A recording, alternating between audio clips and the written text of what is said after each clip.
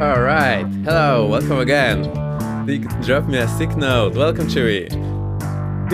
We are here in Salt Lake City. Commander livery, Cessna 414. FailBot is on, and you're all here. Banker Monkey redeeming the first. Hoverboard, Hi, redeeming the second. Chewy, you still have a chance for a third if you go to channel points. Drop me a sick note. Man, we have so many notes already. 10 minutes redeeming the third. Beating Chewy by a millisecond. Well done, well done. And mouse, sheesh. Yeah, I can do it next time.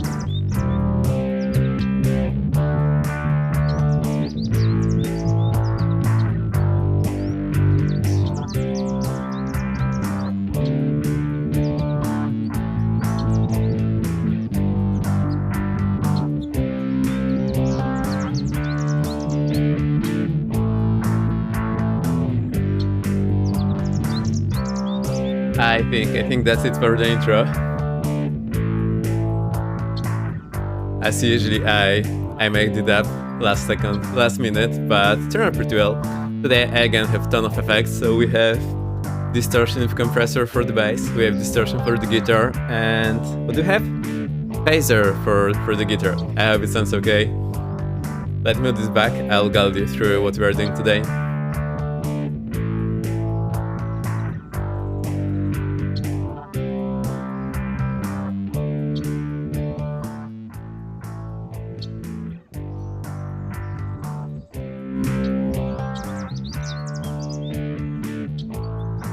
Alright, so I want to get proficient with the 414 again, so we'll be training it. I haven't flown it for a while. We have flown Cessna 310, which is the smaller, younger brother of the 414, so we'll see how much you remember, and we'll see if this plane can fly on one engine. Actually, I don't know, I haven't tried it, so this will be interesting.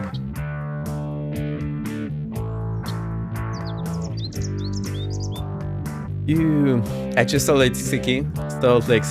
I think it's a nice place, but we haven't flown here all too much, so we'll see how the place looks like. I think there are mostly ILS approaches and runoff approaches. We'll see if the plane is capable of any. Any questions, please let me know. FailBot will be active. I do want to try single engine approaches. Again. We'll see how this works. Also look that the plane is strapped down to the bare asphalt, so I always wonders how this works. Actually, to be honest, on actual airports they basically have points that you can attach your rope to tie down the plane, but it's not in all places, so sometimes looks interesting when you see these ropes attached to the bare asphalt, just like that. Let me know if everything's right, if everything sounds good. Tell me how's your week, Monday and Tuesday. Yeah, almost halfway there. So let me show you where we are. That's my Volanta. That's where the top overlay is coming from.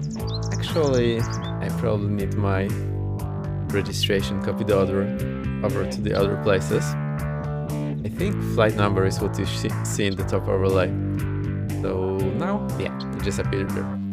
So the data in the top overlay is coming from Volanta. We will see how this works.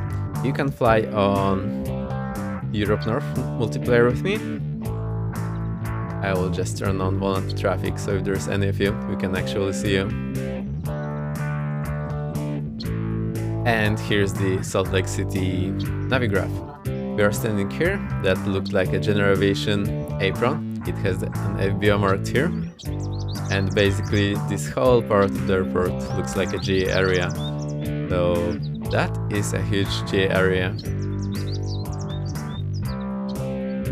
I just have the airport layout. I have chosen the ramp 111 when you load into the flight sim.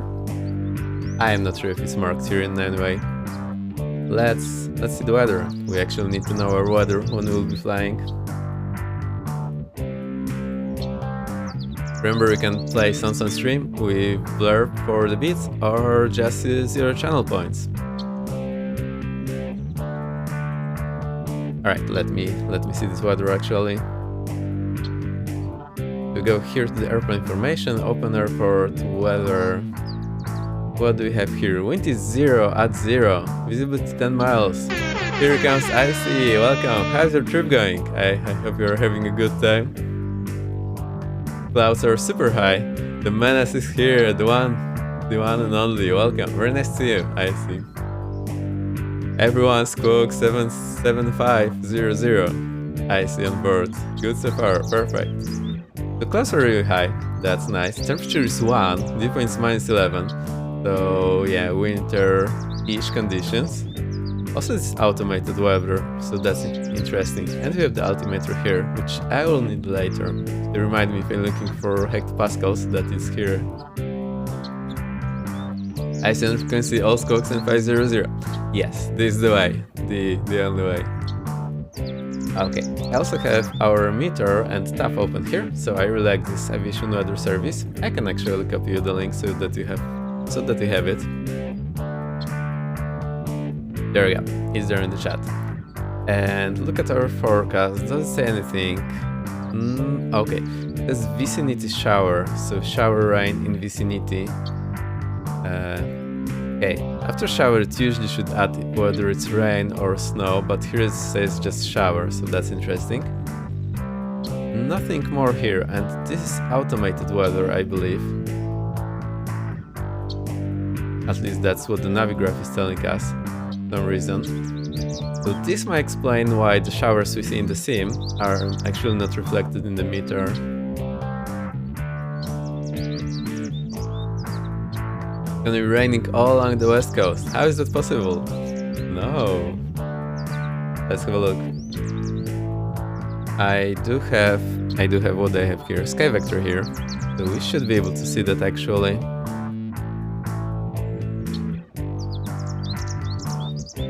So we open that, we go to layers, and we need weather radar. That's probably the one I need. No, nothing here. Satellite, infrared. Well, oh, that's the west coast. Okay, not the great weather. So there's actually a lot of weather over US at this point. Interesting. Anyway, let's get back to the plane. I'll strap myself in and we shall get flying. Alright, give me a moment. I will turn on the music for you. Silence the guitars.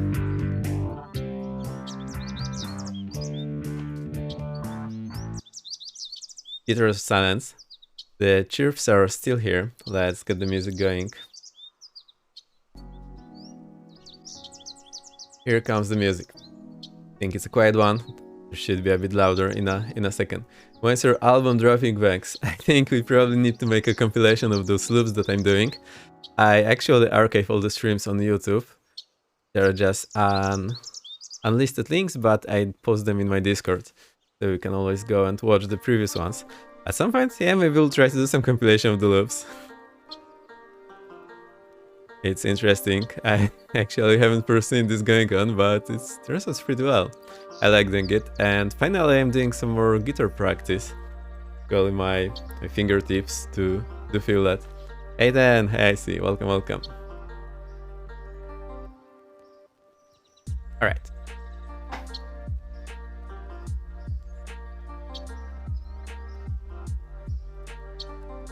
I have turned on all the guitar stuff. OMG, ban. It's not ban. Everyone's Coke 7500. I say it's on frequency. Album will be called Tank. Yeah, definitely. GA Tank.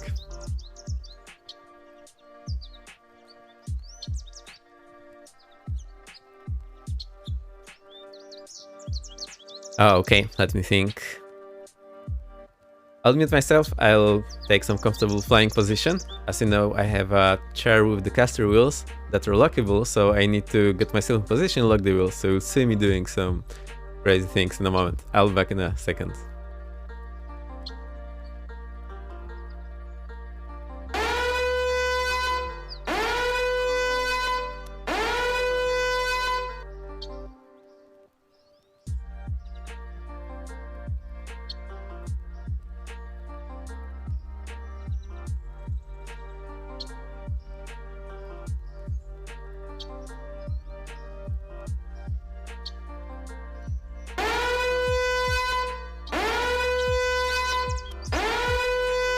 The IC alarm has rung twice, so no one is safe now. Yeah, you know what to do. The menace is here. Perfect. Okay. I love 10k points. Yeah, that's great. I'm glad.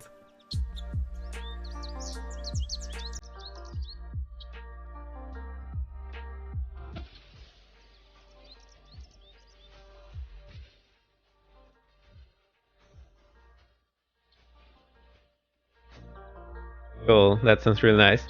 Okay, I think I'm fine. I am talking a bit loud right now, but this will change in a moment when I forget to talk loud, so I hope I'm not blaring into your ears too much. I'll try to speak like that from now on.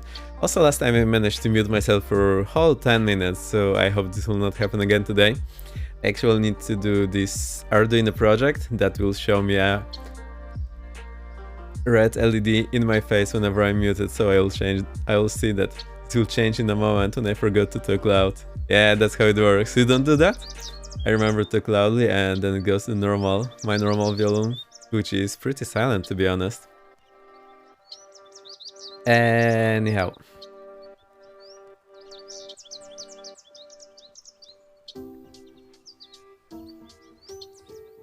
I'll put the chirps off, so this should be a bit better.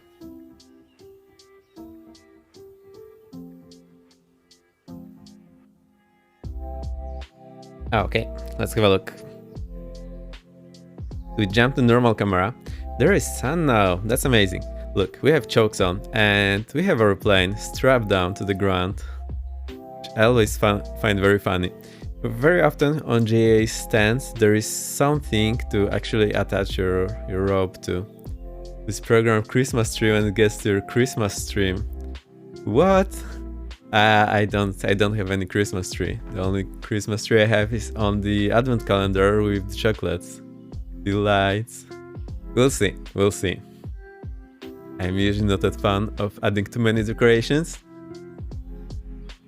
After a very short 2 days thought process and talk to senior training captain at the VA, I have decided to try and pursue pilot as a career.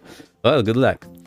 Just a word of wisdom, do not get discouraged if something goes wrong. Something will go wrong at some point, so please don't get discouraged.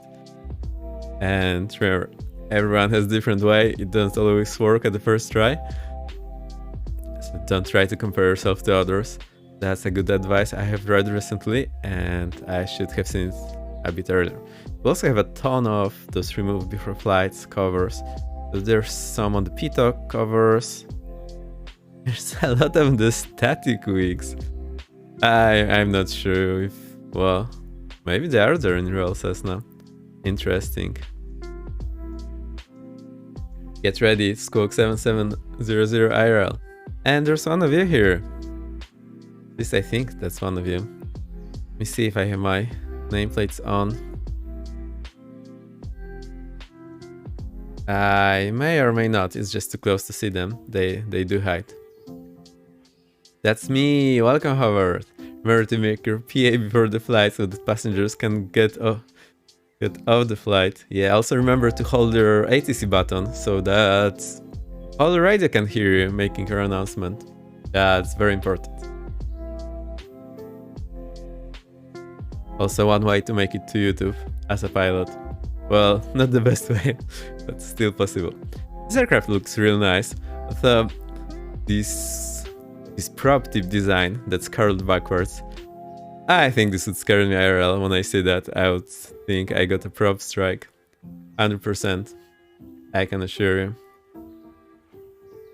Okay, let's get in the plane. I think you're bored already. Such a nice looking plane. I hadn't been flying it for quite a while. Alright, let's get all the things out. Engine flags off. Static wings covers off. Pitot covers off. Tight nose off. Chocks off. Okay. Now we have this control lock. That's very important to remember to remove it. There have been some people who forgot that.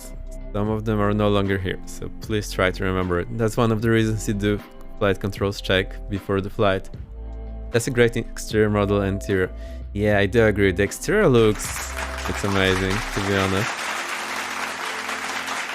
It's just this these rivet textures that are doing so well. I think they're not even, they don't have a bump mapped. Actually, there is some texture to trying to say. These metal parts are not very even. You can see that on the reflection. See here? That's pretty nice. I think that gives this, yeah, and here on the wings, that gives this appearance. Yeah, really great. Oh, also remember there's a... Oh, no. Sometimes there's a placard on the aircraft. I remember on my Cessna 150, it was somewhere around here. It can also be inside the aircraft, and it will tell you the year of production, serial number, and so on. This metal plate, that will be there somewhere. Anyway, this off, so I will hide the yokes. I don't like to have them in the view. I'll reset all the levers to normal position. Have a nice day, folks. Yes, it is today. That's we are flying the lovely Cessna 414. That's exactly the reason. It is icy. What planet do you live on? I'm sure you'll colonize Pluto at some point. Okay, I think there's nothing. Is there anything else we need to do here? Let's have a look through these tablet pages. We have the wind here. We have the seats. So let's get someone actually. Where's seat number 2?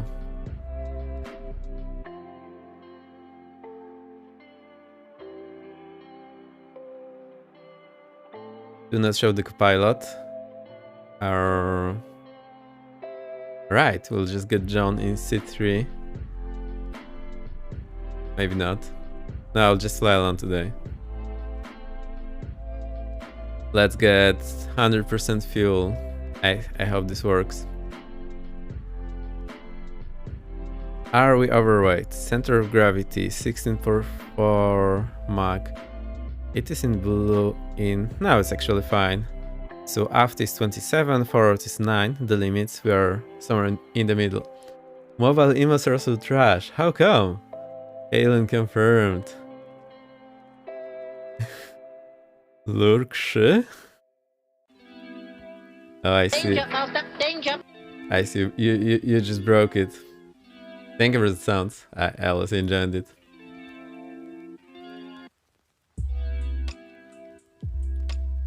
Why didn't you bring your PC with you? I think it would have cost him a lot. What's on the last page? Oh, pre-flight instructions. Yeah, so that's all the things you need to check before the flight. Easy peasy. Now, to be honest, once you get the hang of it, you just remember what to do. Not a big deal, actually. Also, it's kind of interesting that you enter the rear door and then go around the plane. Actually, this is the only door. Wow, there's no door in the front. It never occurred to me. This is exactly the case. Yeah, the interior is really well done here. Except the people models are not well done. Portable Misfits on a plane. Yeah. So you can play Misfits on a plane, and then on Misfits you can launch Misfits 98 on the G1000, I believe. So that's simulator in a simulator on a plane. That's a challenge. Who's gonna take it? I'll turn off the laptop. We don't need it, I think. Let's hide it. Okay, now we get to the scary part. How on earth do we get this bird going? So, I've locked my parking brakes. Let's see where the lever is. Oh, it's here on the left. So I step on the brakes, lock it. That's locked. Alright.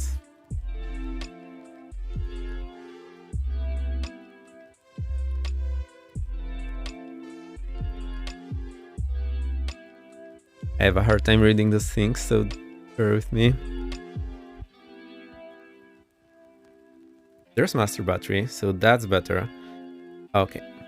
Gears indicated down, that's good. Also the lever is down. No, not a big deal, but better have it there than not. Now we need... Why is this thing in the way? I don't like it. Oh, this is my ASMR stream. where we are trying to flip on the buttons just to get our lights going. Now lights go on. Beacon, anti-collision lights on. Okay, back to normal.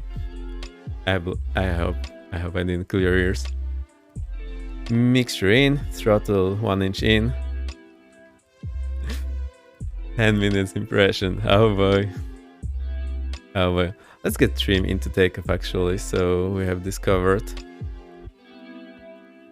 Alright, trim is in the takeoff here. So let's see how fast it goes when I hold the button. Alright, somewhat okay. Makes ASMR stream right now. Take notes. Now the reason is I had to move very close to the mic and I want to talk. So now the... oh boy. Okay. The tank selectors are in the green, so means the right engine gets filled from the right, left engine from the left. What else do we have here? Okay, I think this is good. We can actually try to start up the engines.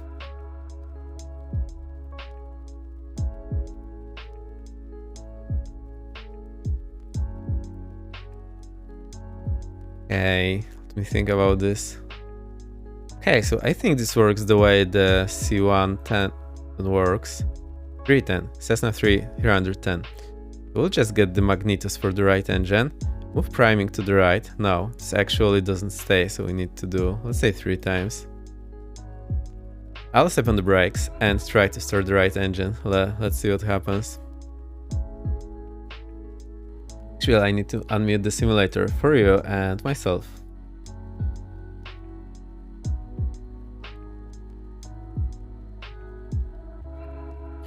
Okay, let's see how this works.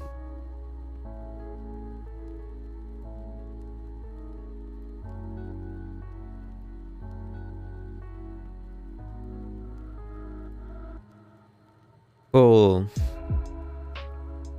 I am fiddling with the controls on my audio interface. Drysen's here, welcome, welcome. Also, I think I forgot my shoutout game, so let's start. Let's get going. We had Bunker Monkey coming first. Drysen, he always do the shoutouts, so that reminded me. Bunker Monkey coming in and grabbing the first. Yeah, shout out. Other cool streamer from the player-based community. How's your day, Drysen? How's your flank yesterday? I have been trying to watch... or day for yesterday? No, yesterday. I've opened 3 or 4 streams at the same time, watched a few minutes, and went to sleep, I believe.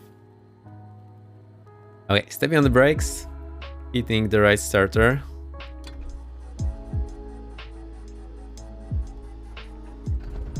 It worked! It took a long time, so that's nice. It actually is like that.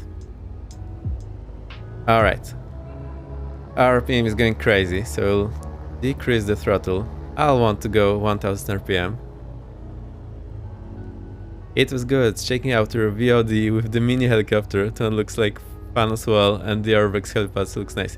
Yeah, Orbex helipads, I think they are great. I'm not sure how many of them were actually from Orbex. The Mini 500 is very nice, although the big 500 I find a bit more pleasant to fly. But it is definitely fun, so I recommend. Have a look here. Oil is in the green, pressure and temperature. Cylinder head temperature will be rising soon, so that's okay. Let's get the left engine going. And do we need a fuel pump for this guy then? Okay, I'll turn it off for the right guy. Fuel pump load for the left engine. Prime. 1, 2, 3. I think it works. Left magnetos. Oh boy. They're done. I'm stepping on the brakes all the time. No, not yet. Yeah, it's the starter.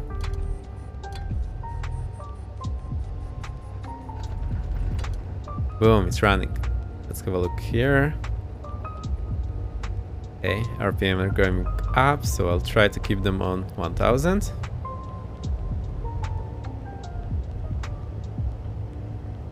Alright, left engine, oil pressure is in the green. That's over here, and oil temperature is rising. That looks okay. Okay, I can release my toes. Let's see what we do not need next. Avionics on. Where is that? Here. No, we need the alternator. So those two guys.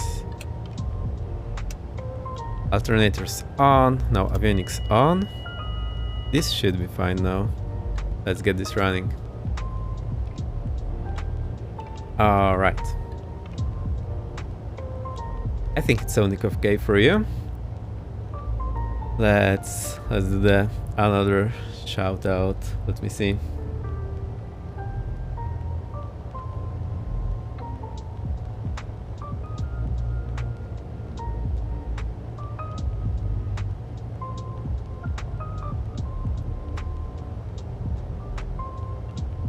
Over the second and third we had 10. All right, and let's give you the shout out. Everyone knows 10, but still we can do that.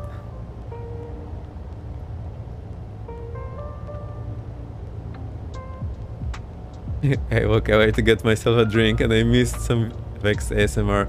You can always check on VOD. You can actually launch it right now and you'll be able to see that, so don't worry, it is there. Unless someone clipped it. Yeah, you can always clip it. Well, I now need to have a look at our charts so we can actually set some things up. What do I need? Run elevation.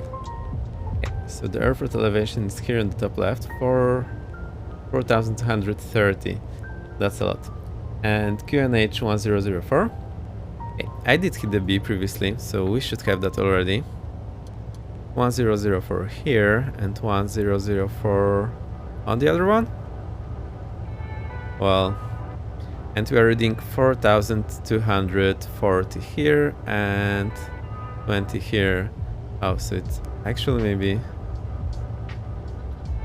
No, we are good. They are reading the same value. As always lurking, too bad, would have been good for you. Take notes. You can pop on the VOD and make a clip.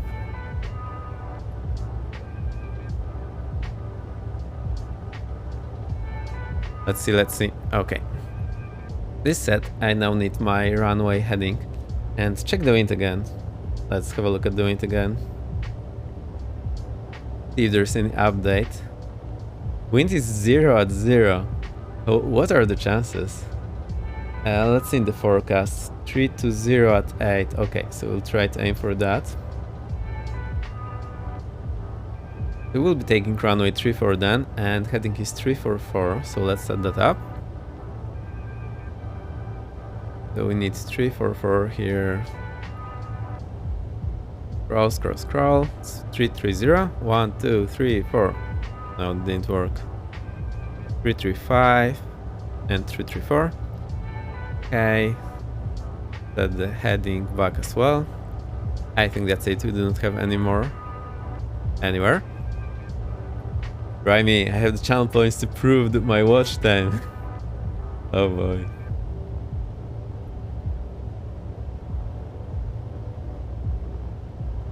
All right. Actually, we can do the poll today if I do not forget. This will be nice. I mean the prediction. Also, I need, because I got the latest version of this landing crate bot, which I really like. Not the bot, but the display. Let's get the new one. Oh, I need to click on it longer. Now trash it.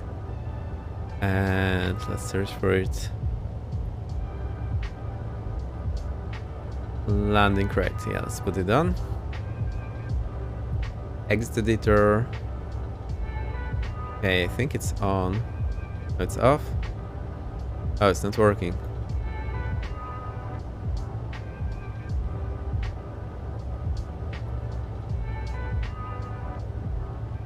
No, it works. Okay, now it's green. You found the follow edge to prove your loyalty. 1 month and days. 3 months, 10 days. Numbers are crazy. That's all I have to say. Yeah, 10 has been a very early supporter. Thank you, Ten. Anyway, all of you have been. I really appreciate that. Okay, let's give another shout out. Who came next and is also streaming? Icy Dragons, of course, the one and only. It's always 7/7 go to heaven on Icy streams. No, he's actually flying sometimes.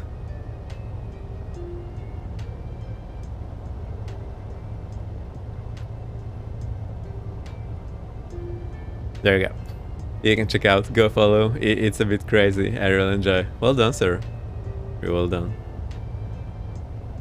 Next, what you need to select some approach. So 3 for right, pathetic. Not even hover I'm on. It's not a contest. It's not a contest. Please don't worry. I really appreciate all of you being here. Unless Icy Dragons has been pouring for a lifetime.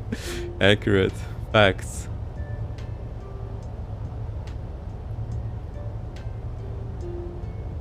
I suggest glowing in hearts for the Valentine's Day. Yeah, it's pretty much it. I should have added this as a command. Shall we do that?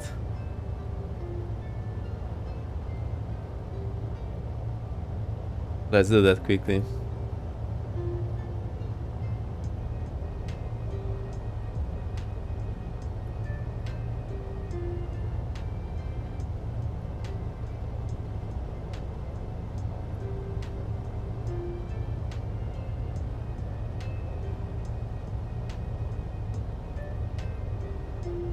There it goes. It goes by 14.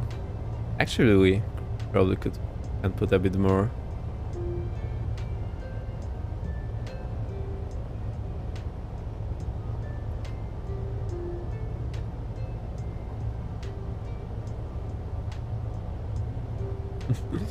No, we still need to find usage for 10, 14. There you go, because it's 14, you know the drill. What I was saying, actually, yeah, the ILS approach. So let's select it. Departure runway 3 for right, arrival runway 3 for right. 3 for right, 3 for right, there we go. And select approach, ILS runway 3 for right. No, not yet, yeah. Let's see what it looks like.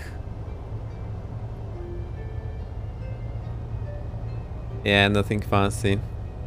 How do you even fly here? I think they usually vector lake. Oh boy. We need to think how to do that. Have a look at those departures. There are no departures. Wow. No, there are departures. There are enough, so I do not like them.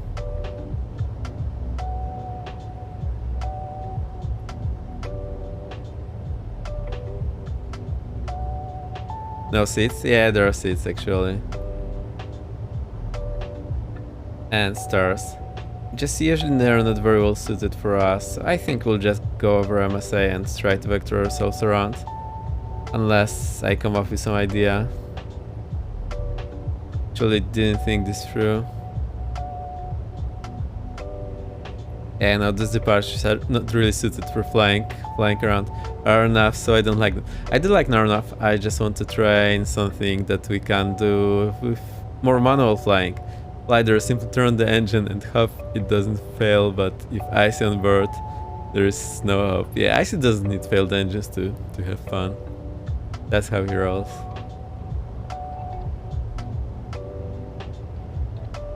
So, LS is pretty straightforward. I think we can just do procedure turn, unless we'll figure out some way to vector ourselves around. And we can on departure go to this VR Ogden. Let's see how far it is actually. Oscar Golf Delta.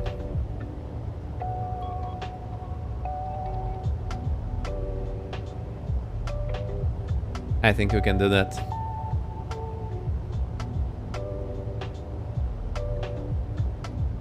So we climb to, let's have a look, climb to 9000, then direct TCHVR. Huh?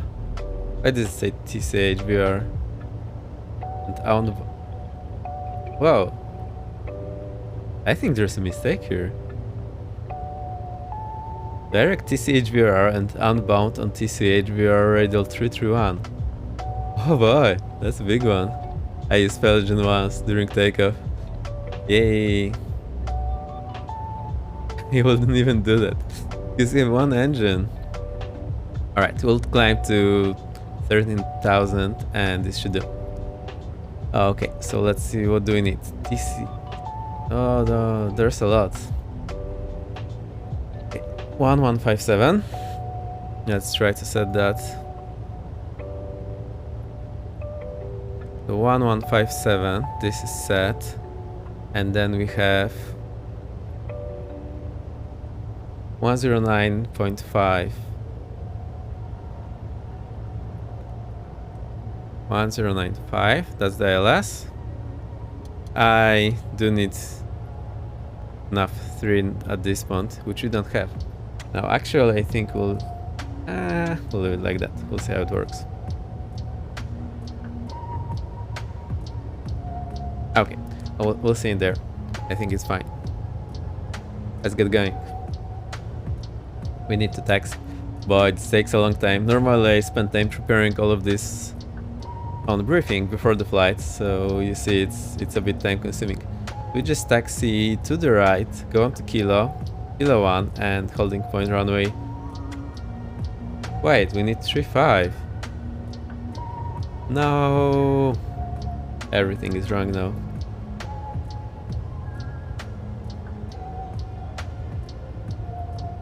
Let me choose runway 35, so there goes the runway, let's choose 35.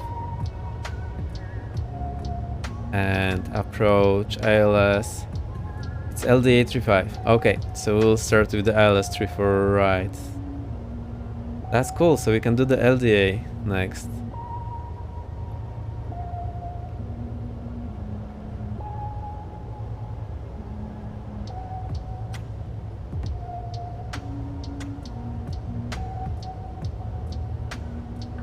Okay, I think this is good. So there's actually 3.5 and 3.4 right, and there's also 3.2. Come on. Okay, so we go Kilo 1, Mike, and we stand over here. Let's go. And 3.44. Wait, where did I get the previous numbers? 3.44 here. 3.44. Okay, I got the wrong numbers there. Let's make it 3.44. Cool, let's roll. So what do we need?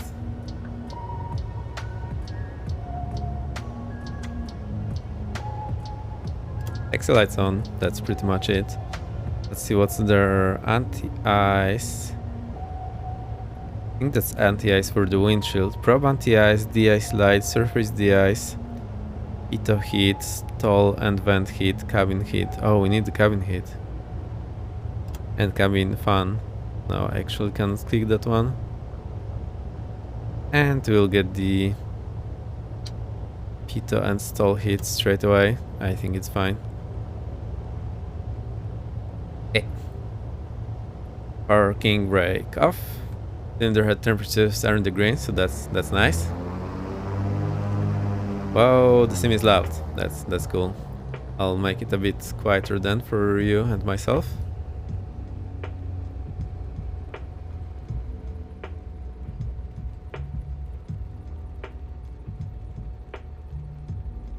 Okay, I think we'll be able to survive now. Let's see how this rolls. Ice is lurking. Have a good one. Catch you later. Cool, Icy. Thank you for stepping by. Very nice of you. So we'll go here to the right. Now, then we'll go to the left. Let's see. We should get on the taxiway straight away. Why is there whole shoreline? That's a bit strange. Why is there grass on taxiway? I think that's the bug everyone is talking about, which is not bothering me all too much. We are on taxiway Kilo, that's great. And then we go right to Kilo 1 and we'll cross the runway.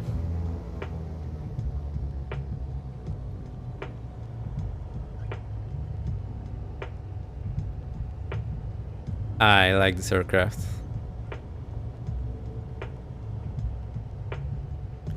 Okay, enter the runway, no one to approach. Hover, are you? Are you following along? Yeah, you are. Perfect. Right to turn on the nameplates. I'm not sure if they're on or off. That's taxiway Mike now.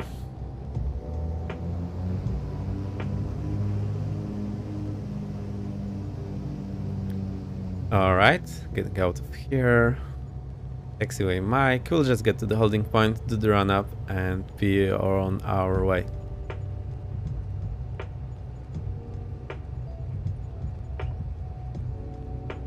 Almost there. I already see the runway taxiway signs. Well, runway signs. I think this is the default airport. It looks pretty okay. Also, it's not killing the frame rate, so that's very nice. That's the ALS critical zone. You need to stop here whenever you have low visibility operations, or ATC advises you to explicitly. And with the Discord, I wonder what's that about. Yeah, you can always just in Discord post your screenshots or ask me anything if you want. I'm always trying to answer. Whoa! Hover. Hover went a bit past here. I'll just move in front of you. I actually wanted to make a screenshot, so that's a bit too close. I think that works. Yeah, perfect.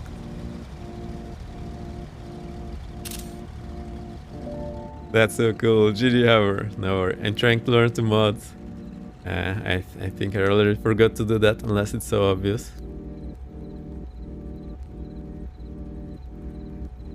So, we do have the VOR. It's Oscar Golf Delta. Yes. We'll just get there. No, stepping on the brakes, parking, brake set. Both halves are closed. Get the RPM to 2000 maybe.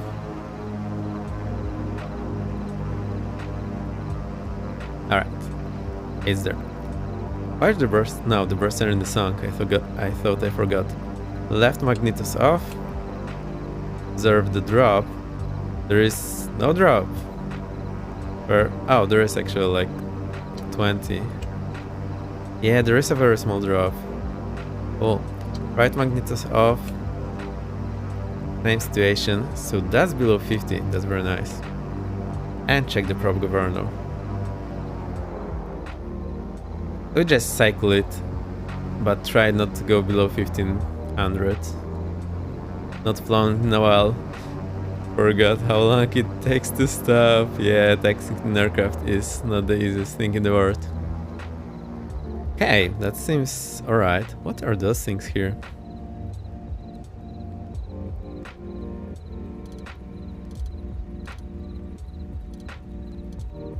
That's actually cabin lights. I'll just get them full brightness.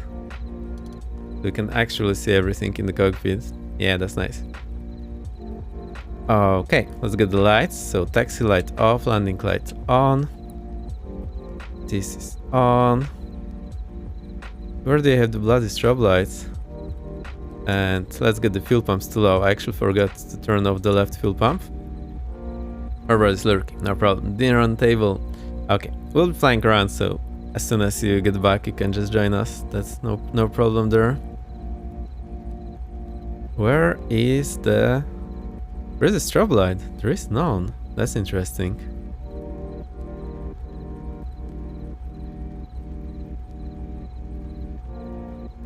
No strobe light for us.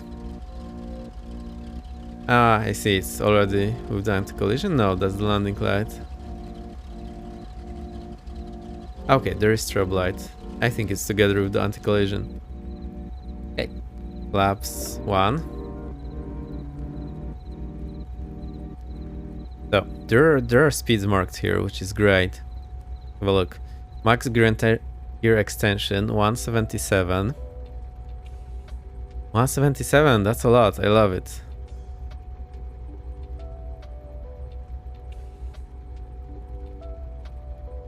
Okay. And flaps. Flaps 1 at 171, 15 at 114. Cool. Good to remember those airspeeds, but well, I'm not great at doing that. That's right. Upper sector, no wonder. And there's such a good visibility from this plane. I love it. Oh, parking brake off, cowl flaps open.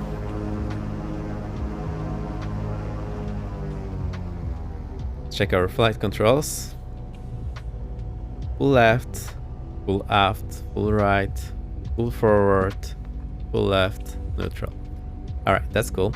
It's always good to go around the envelope of your flight controls so you actually see if it's not hitting anything in any position. Usually it will be hitting your legs or the instructor's legs. But that is checked.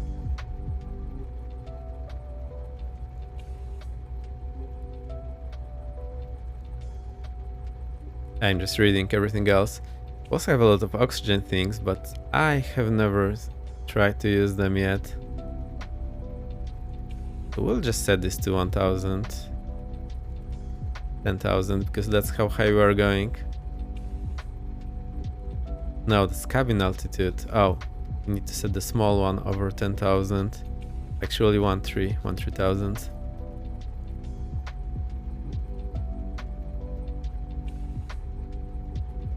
There we go.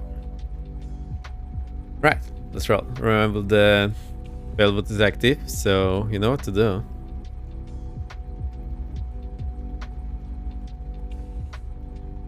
Should have given you the commands. I haven't tested it on this plane, so I hope it works. Forward, mixture forward.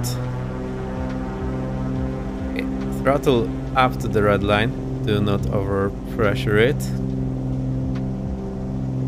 I need right rudder for some reason. Airspeed alive. Pulling the yoke slightly to release the pressure on the nose gear. I'll maybe get the yoke for you. We're over the red line, so I think we can rotate at say 100. 100, rotate. Accelerate to the blue line in a shallow climb. Blue line is 111, 112. Okay, positive rate, gear up, climb on the blue line. 4050 is our elevation. 200 feet above ground, reducing power, manifold throttle so that we get manifold pressure in the green. Reducing prop a bit. I'll just go 2600. Flaps up. And trimming. To remember, we need to stay above the blue line. Or at or above blue line, basically. Best idea is just to climb on the blue line. The sim is freezing. Don't worry about that.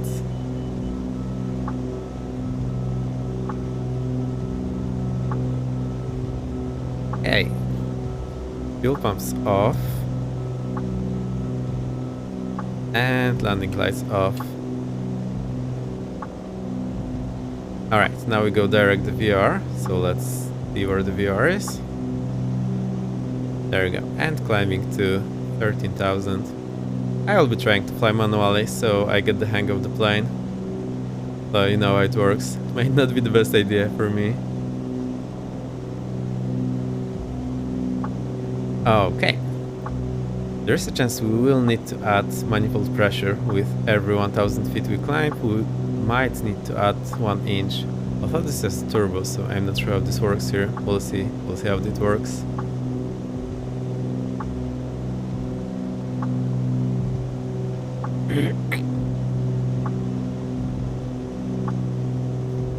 turbine. They're nice there.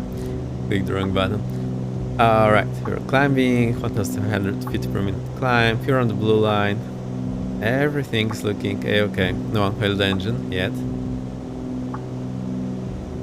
How far is the VR? 22 miles. Oh yeah, we can also do that. So what I implemented is you can fail engine two ways, either by failing the engine or by closing the fuel selector, which is how we normally do this when we train. Actually, see, there is some icing going on here, so let's get this thing on.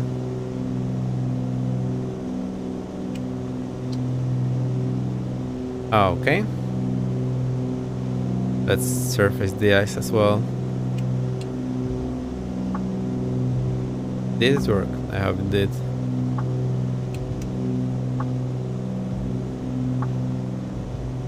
Climbing, climbing, climbing. So far so good. Alright, still remember to talk somewhat loud so that you can actually hear me. I think this is the optimal level to talk for me. I am going a bit crazy about balancing all those volume levels.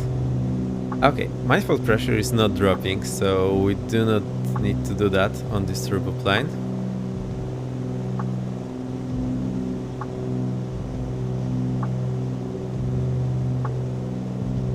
And it is really stable, so this is very nice to fly. I think I like it better than the 310 and the Seneca. So it turns out to be one of the best twins, although we still need to check it how it flies when you fail the engine. We still don't know how it works in that case. Hover is there, waiting to get the dinner done.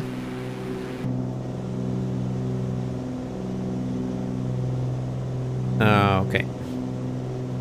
Approaching 10,000, so 3 more to go. The VR is 18 miles away, that's a lot. I think we should also lean a bit. Let's try to do that. And there's turbo limitation.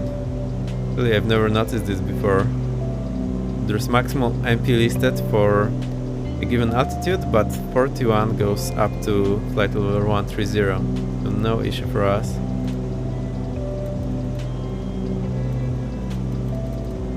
Okay. I'm leaning, looking at the EGT. See where the peak is. Okay, peak is there, just there on the green, so we got 100 below. Okay, that should put us somewhere here.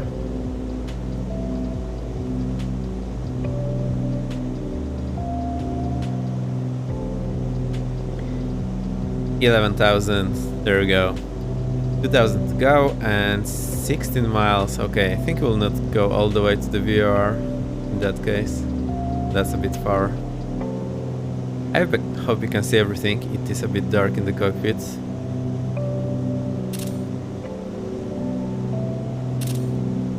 That's the lake. Pretty nice area, also very high. 4,000 foot elevation. That's a lot. Not something I am used to live at least in the city.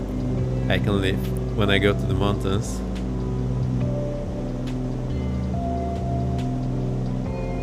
$12,000. 1,000 to go. Let me think. If you are doing 120 knots, actually that's not our true airspeed. Our true airspeed seems to be auto-aligning here. That's interesting. Normally there is a knob to turn this inner pass scale. Doesn't seem to be there unless I'm missing it.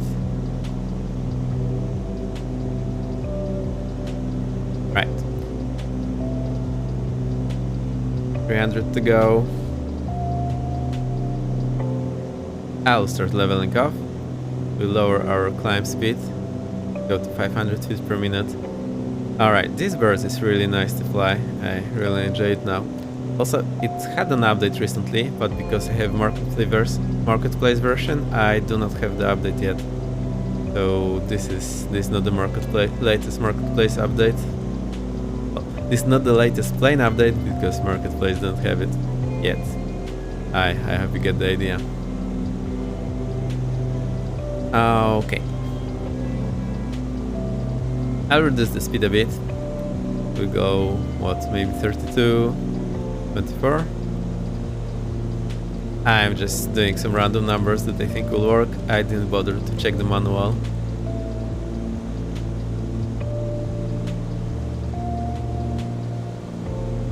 That put us at 160 knots indicated.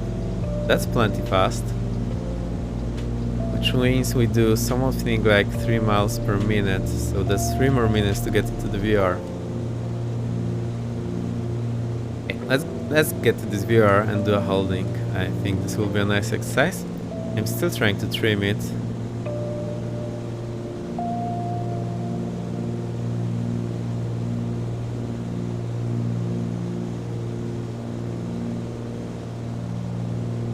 Let's have a look there. So the holding is okay. That's an easy tell. Inbound 101. So we will do what, parallel entry here. So we fly 101. Oh no, 281 outbound. Then turn 180 plus 45 and get in the hold. Let's see if I can see that here. Alarm! Welcome, hover. Welcome back. I hope you had a good dinner. So 101. Where's 101? Here. Okay. That's right turn. So we put our thumb here, and then on top is direct. Then the bigger one is parallel and offset. So we do the parallel entry. That's matching the method. Try to get on the 13,000. 6 miles to go. I'll try also to get on the radial. We got a bit to the right.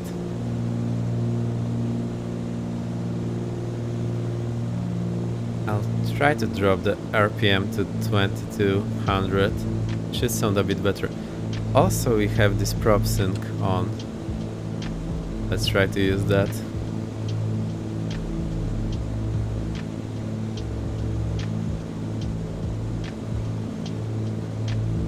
Let's see. 5 miles to go. We do need a timer, so let me get the timer ready.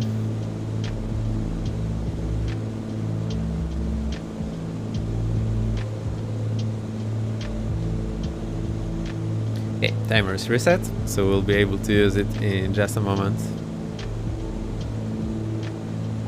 3 miles to go. Will be a very fast holding. Well, speed is okay, so we can do it at this speed. So it's probably not the speed you will do holding in this plane. Like, there's really no reason. So I'll slow down. Let's go 25. 25, 21. That's still in the green range. Let's see what airspeed this puts us at. What I'm trying to say, there is basically no reason to burn extra fuel while we're holding. So we can just slow down and borrow some less fuel.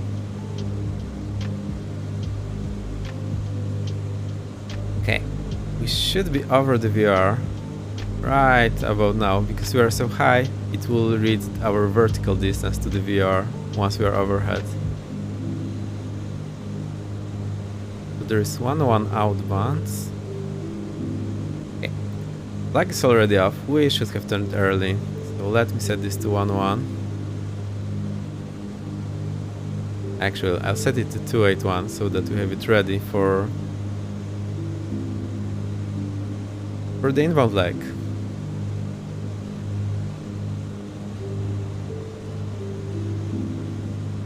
Right. I should have turned early, I forgot about that. As soon as I realized it was already a bit late and we need the timer going. There we go. Let's try to get back on this radial. I'm trying to slow down, so that's why you see the vertical speed all over the place.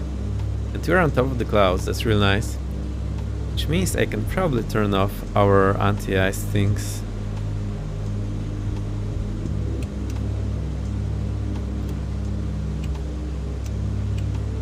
Okay, should be off now. Almost on the radial, let's straighten out. We are on the radial now. I would also say that my heading back. So I'm not super proficient in this again, so let's try to learn. We're going so fast.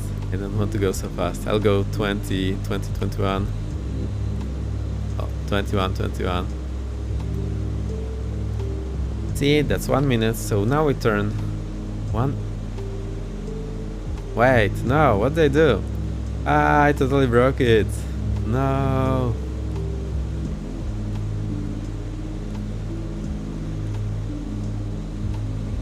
Let's see what's going on here. Okay, this holding entry. We did it. No, we actually did it. Okay. We were supposed to fly to 81. Oh, I did it right, although I was reading the wrong numbers. Let's set 1-1 now. Okay, I need to look at the artificial horizon because I lost the natural one.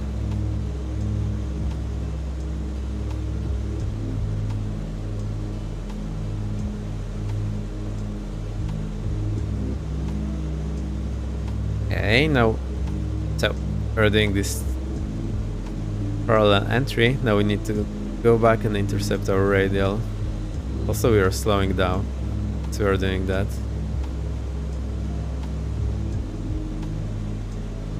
So, 45-degree intercept angle. This should be okay. As soon as the CDI starts moving, I will intercept. CDI alive. And turn to the right.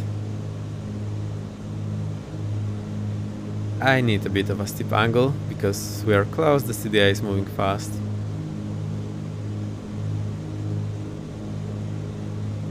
And this plane takes a lot of time to slow down, that's interesting.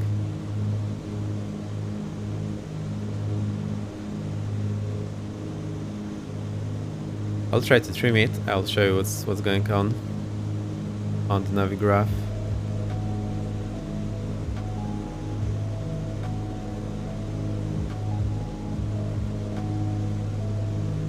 Okay, I think I'm ready. Somewhat. Let's see.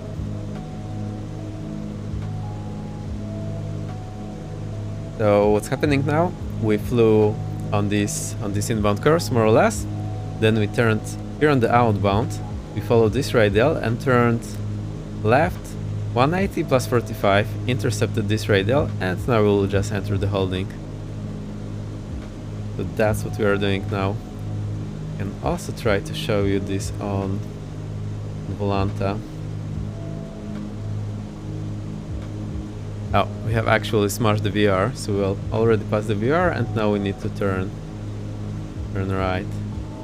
So yeah, it's pretty much it. Doesn't look very pretty on the Volanta. Whoa! We are sinking too fast. Let's not do that. Get back up.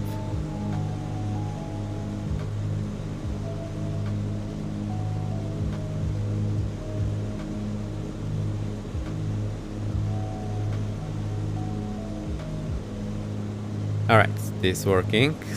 So I'm trying to keep rate one turn to the right, so I need this needle on the mark. This will be rate one turn, and try to keep the ball in the middle here. Okay, we are now on the outbound. As soon as the flag flips, I will start the timer. So I need to reset the timer now.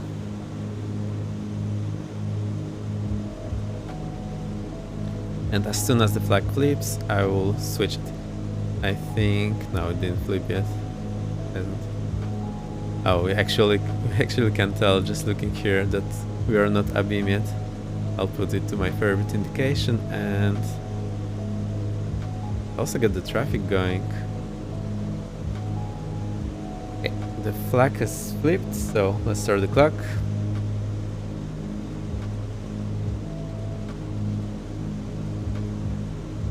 So here's the traffic. Enter out of this. If there's any view flying around, we'll actually be able to see. I'll just keep it on this page.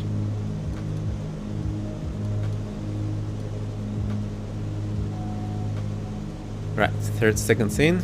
We need 30 more seconds until the full minute.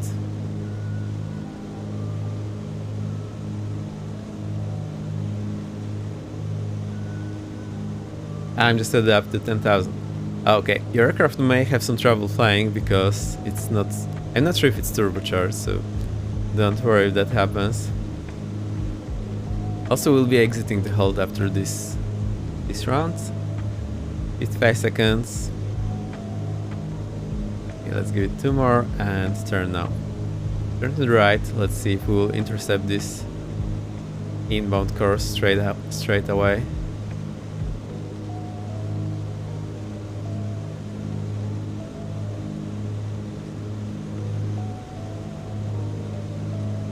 So this is super nice to fly. Also, my frame is really great now.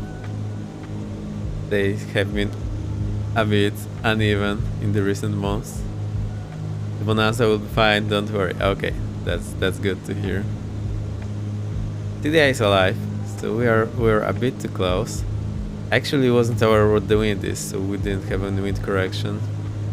We'll overshoot the radial a bit. Don't worry about that, we'll get on the radials soon enough. And on 2121 we're doing 140 knots indicated. That's amazing. Okay, let's try to keep the altitude, get back on the radial. Right, CDI is almost in the middle. Now it's in the middle.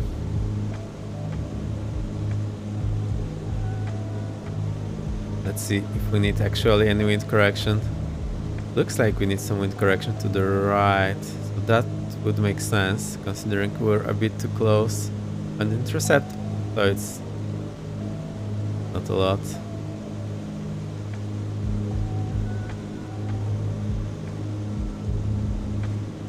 So if the VR is at 4,000 feet elevation, we are 13,000. This means we are over, well, 9,000. That's 1.5 mile over the VR.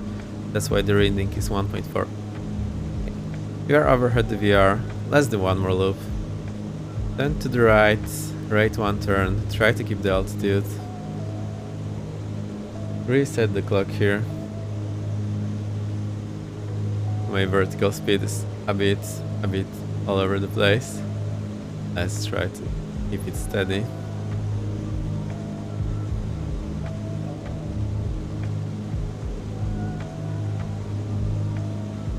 So let me calculate what bank angle we need for right one turn. So this task divided by 10, so that's 17 plus 7, so 27. That's matching with what we have right now.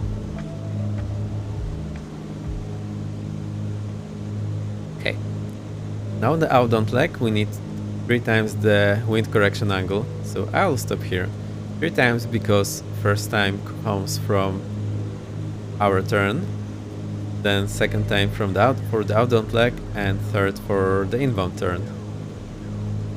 Basically the wind is pushing us on all those 3 legs, and we need to correct for all 3 on this one leg.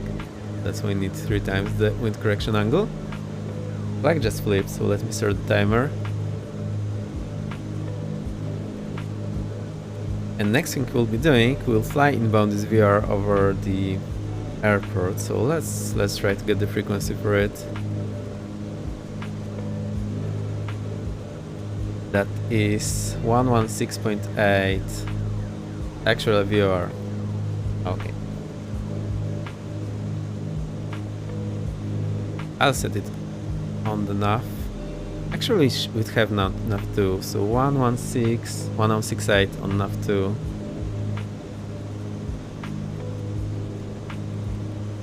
Where is the nav 2? I think here. How does it work? 15 seconds to go.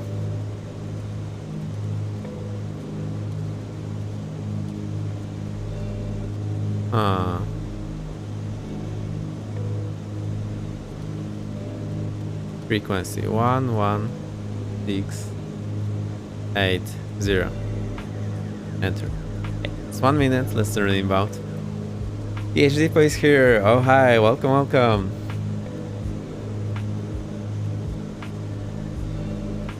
Let's see. Let's give you the shout out. And then we'll do the dry send. Easy Paul, how is your controlling thing going? I hope it's going well. Yeah, go follow. You can also fly when it's controlling in Boston area. There you go. We are usually streaming when I am asleep, so I cannot join. There's one weekend you're in the daytime, but I am not sure if I'll be able to attend that week, so we'll see how it works. Good, we had a confirmed maneuver kill on the F4 Phantom by a Cessna 310. 2 by 25. Yeah, on 25th February. What happened with the F4 and Cessna? I hope it was on the ATC and not in real life. Just tell me it was a sim.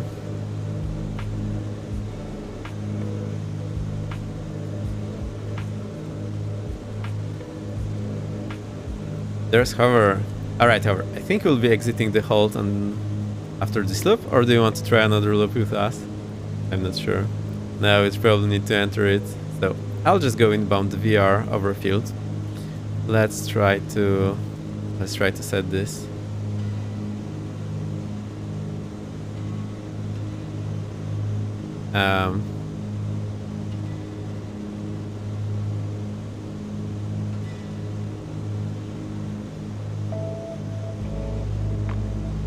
Not working.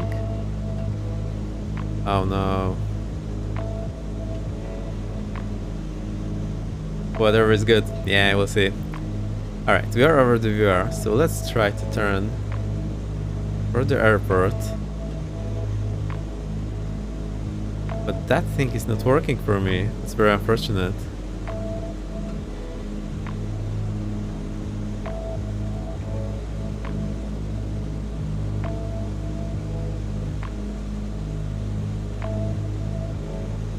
Right, let's set in on nav 1 and we'll try to get it from there. Oh, I still lost my altitude. So we can get the speed back up, so we'll go through 32, 22.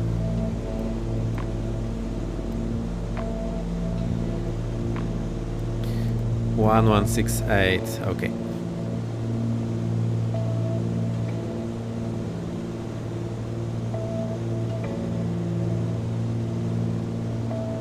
One 168 here. Boom. See where it is. Alright, almost at it. We'll try to get the radial in so that we fly inbound, and from there we will go on the ALS, procedure turn, and do the approach. That's the plan. I will try to keep level altitude, so whenever I'm not using the autopilot, it's a bit of a mess. Off-duty ATCs, fooling around, 2K per twin Cessnas, formation flying.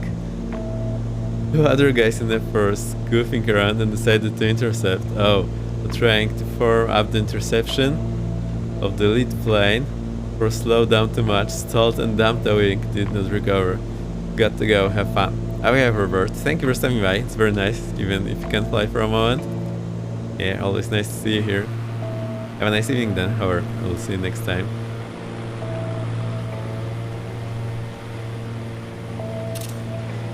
So it was the Cessna who killed the Phantom.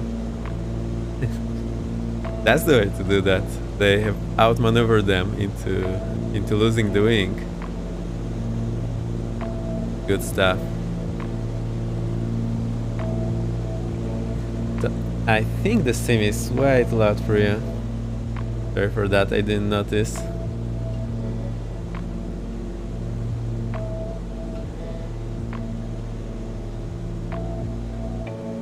I think it's better now. I'm trying to trim this plane because we had the power change. We need to trim it a lot. Alright, let's see here. The 1095 is the ILS. What we'll be doing... Oh, we do not need the timer anymore. I did. What we'll be doing, we'll just fly overhead the VR 1168 on the top and fly outbound on the localizer. Do the procedure turn at 18 miles, well, maybe 20 miles, and do the approach from there.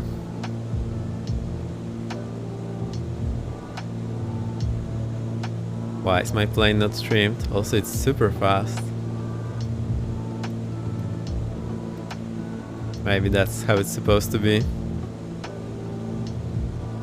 So if you look at Volanta, we took off, we did some not very nice entry, did one loop, second loop, and we are now flying overhead, and then we'll do the approach. Alright, I'll keep this open for myself. Let's get back into the plane. And everything is completely off because we're talking. Anyhow. So why is the nav2 not working? I'm not very happy about it.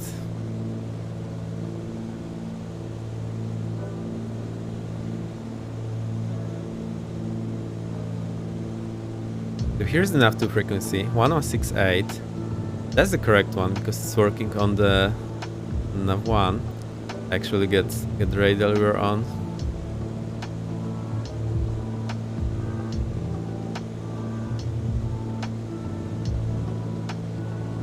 That's 1168, bearing 348. Okay, that's our bearing from the radial. 13 miles. It's showing completely different things, so that's interesting.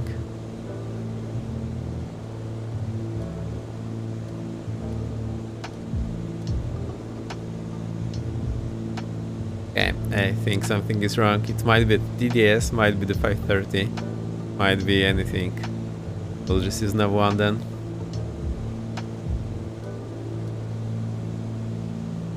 But it really should work.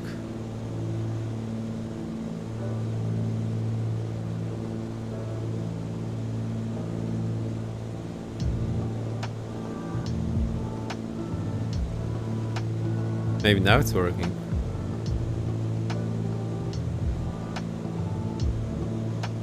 No. Right, we're almost overhead, so we need to get the ILS on. It's 109.5. 19.5. Let's just see if it works. Yeah, gets the reading.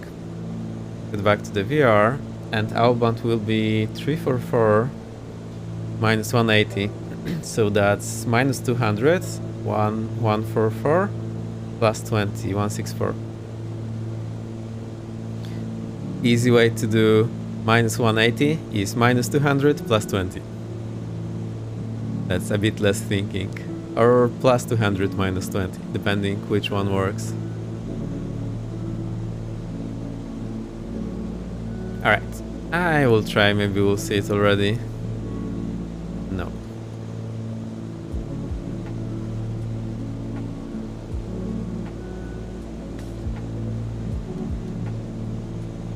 Anyhow, let's try to do that.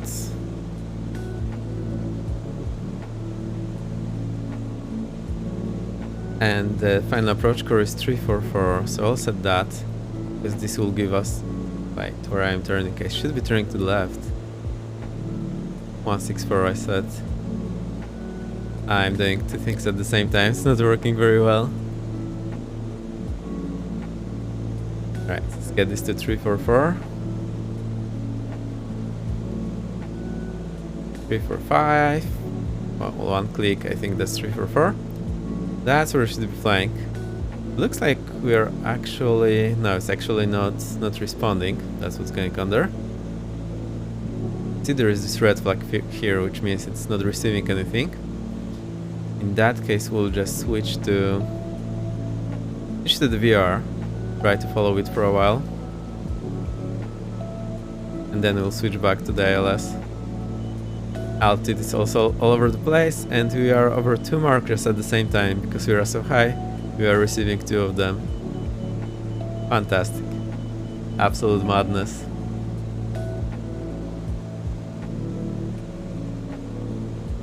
Okay. Now the initial approach fix is 20 miles from ILS, which is give or take similar to the VR. Well, okay, that will be like 24 miles from the VR. Oh, I see, the VR is not on the airport. That's the thing that has been confusing me, maybe. We'll get the localizer signal soon enough and we'll switch to that. A lot of markers beeping there. No, not a problem. Alright. And some nice views actually of the Salt Lake City. A lot of mountains there. Looks just great.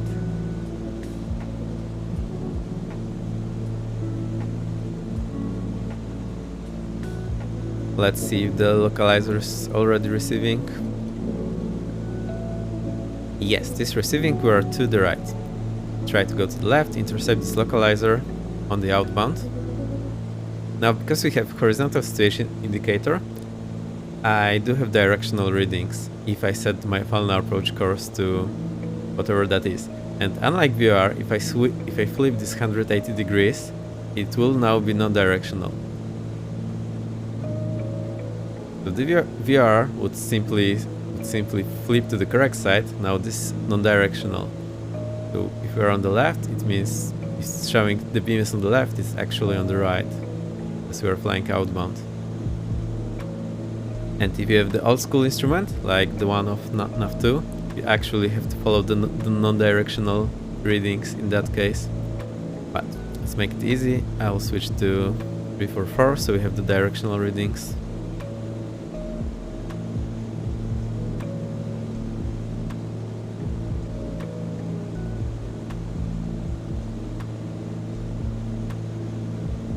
Okay, I have overshot it again.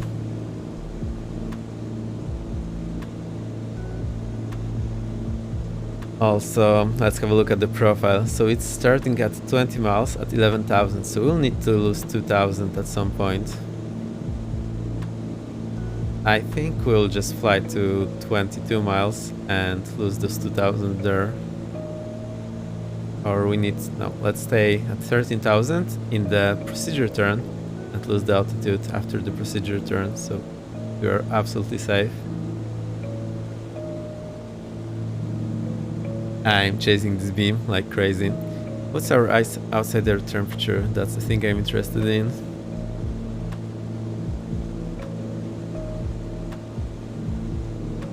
Not here. Should be a thermometer somewhere. I didn't think to locate it earlier.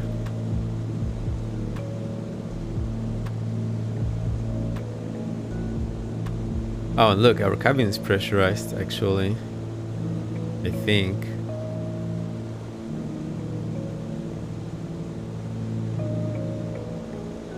Yeah, so cabin altitude is 1000 feet and cabin climb rate is also showing some things.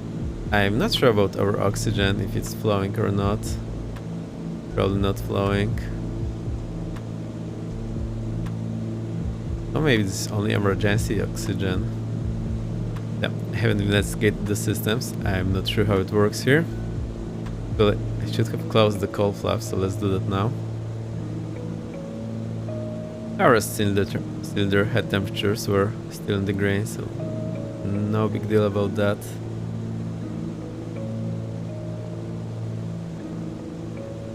Okay, 13 miles, so still 7 miles to go. Maybe a bit more. Go to 22. 10 miles to go. It's taking a long time. Those IFR procedures are very time consuming if you're just flying around. Maybe you can try to accelerate a bit. Try 25, 34.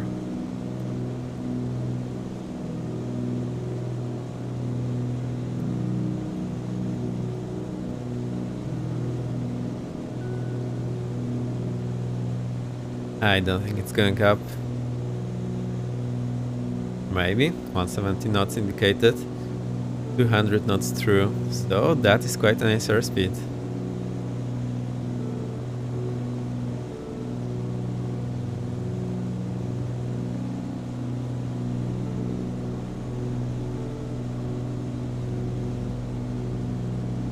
Hey Megabyte, welcome, welcome, very nice to see you.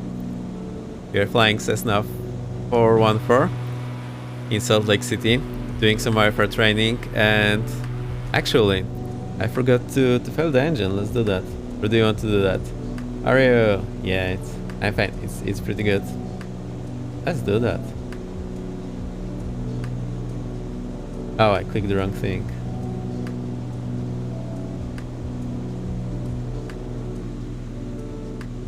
Okay.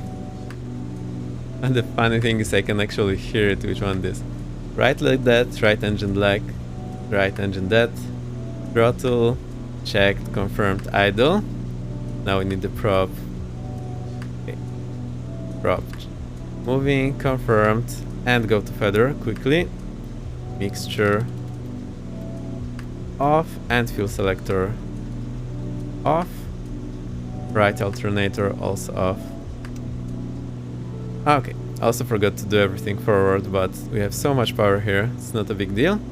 And now we need to keep this operating engine at max power, so prop all forward and mindful pressure in the green. JC, welcome. You're flying Cessna 414 in Salt Lake City. I just failed the engine, I'm trying to see how it works with the failed engine. Seems to be pretty well. Everyone in chat, yeah. Just cover and IC logged off to do other things. Okay. 22 miles, so let's do procedure turn. Let's do normal 45. We go 45 to the left. We'll count 1 minute. There we go, timer is up. Let me try to keep and hold the altitude. So this aircraft has a lot of power, no problem flying it on one engine. Alright, we are 45 to the left. I just look at this indication here, not even trying to calculate the course. Now let's try to keep the altitude. Time is running, so after 1 minute we'll turn 180 turn to the left, and then we'll intercept the localizer inbound.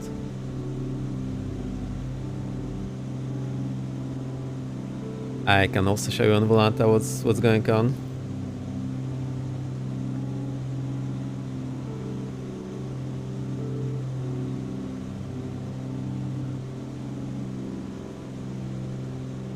So here's Volanta. We took off, did holding entry, two rounds of holding. Now got over the airfield, flight outbound on the localizer. Hey Lauren, very nice to see you. Welcome. And now we're doing procedure turn. So we turned 45 degrees, 1 minute, and now we will go to the right 180. Actually started it, so let's see that. We do not need the clock anymore, so let's reset it. And hide it. Yeah, doing fine. Having some chill. It's actually pretty relaxing now. I felt the engine myself because my viewers are just too nice. They cannot do that. they never fail, neither me nor the engine, so that's pretty nice. I think I had too much lag in this turn. Let's try to get this working a bit better. Thank you for the music. Yes, I added channel points. I've changed things a bit. Bunker Monkey took the first day. That's for Valentine's. Thank you, very nice. We are flying the lovely Cessna 410 for the Valentine's. Oh look, we're actually on the localizer already, so let's capture it. And that means we can descend to 11,000. Let's do that.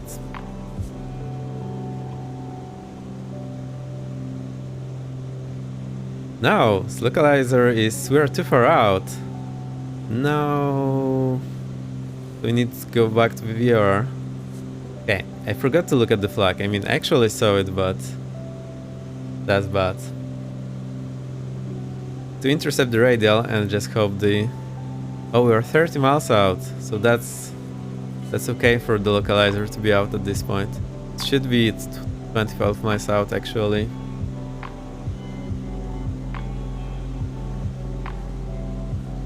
Let's try to remember my shoutouts. I think we still didn't. We're gonna give one to Dry Sand. Let's do that.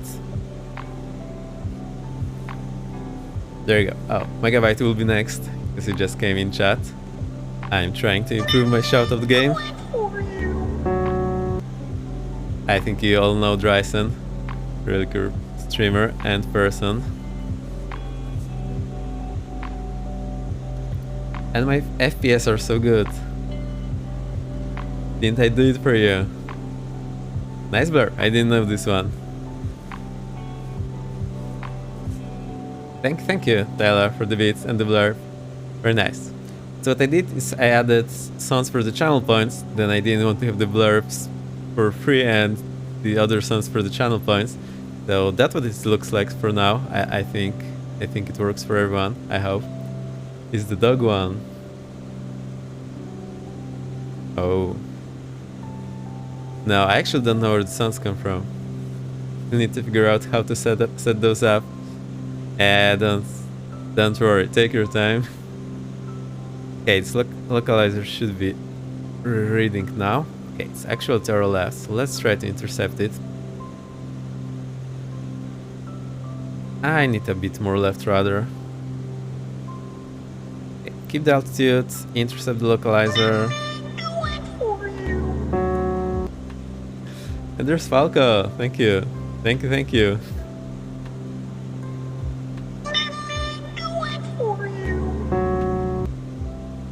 You actually like this sound. Pretty cool, not gonna lie. Okay, we're 20 miles out, which means we can descend to 10,000. Let's do that. Falco went a bit in the loop there. What's going on?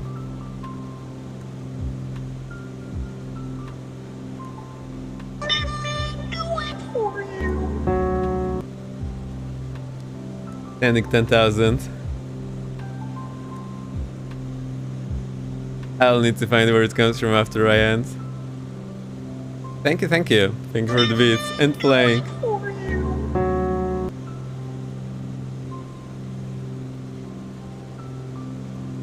It's super funny mostly because I don't know where it comes from, so I'm imagining things.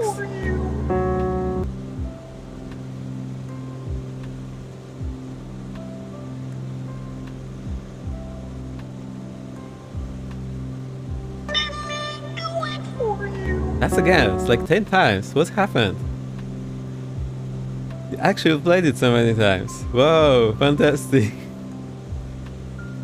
Didn't I do it for you? That's name of the blurb. I think you're trying to get me to sing this one, but we're not singing. Oh, I'm too low. Too low. Climb. No, they're actually playing it so many times.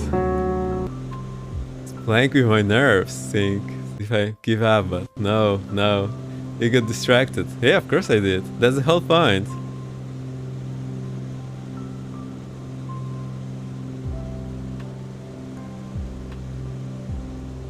I can't get onto the localizer. Maybe that's the wind correction angle that we need, or maybe something else.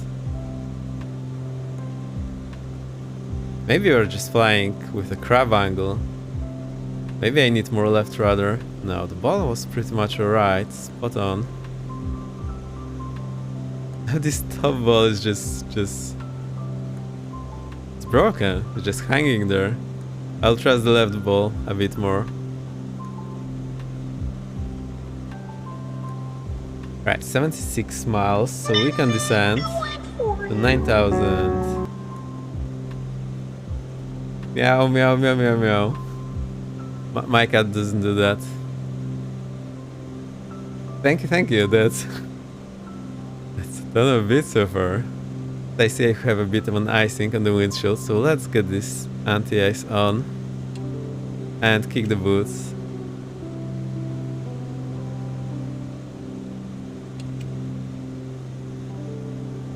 Going down to 9,000. Almost on the localizer. Maybe the other ball is not working. Now I'm confused.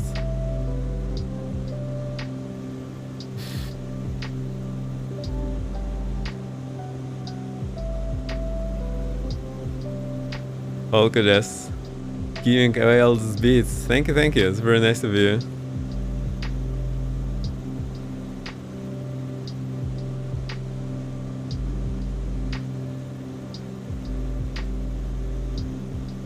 Trying to see what's going on here. We are 14.3 miles, so we can go down to 6,100, but it shows us on the left of the localizer.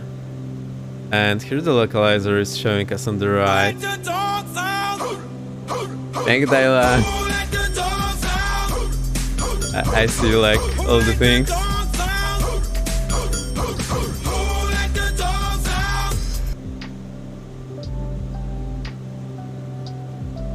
Alright, the localizer is clearly not working for us. I'm not sure why.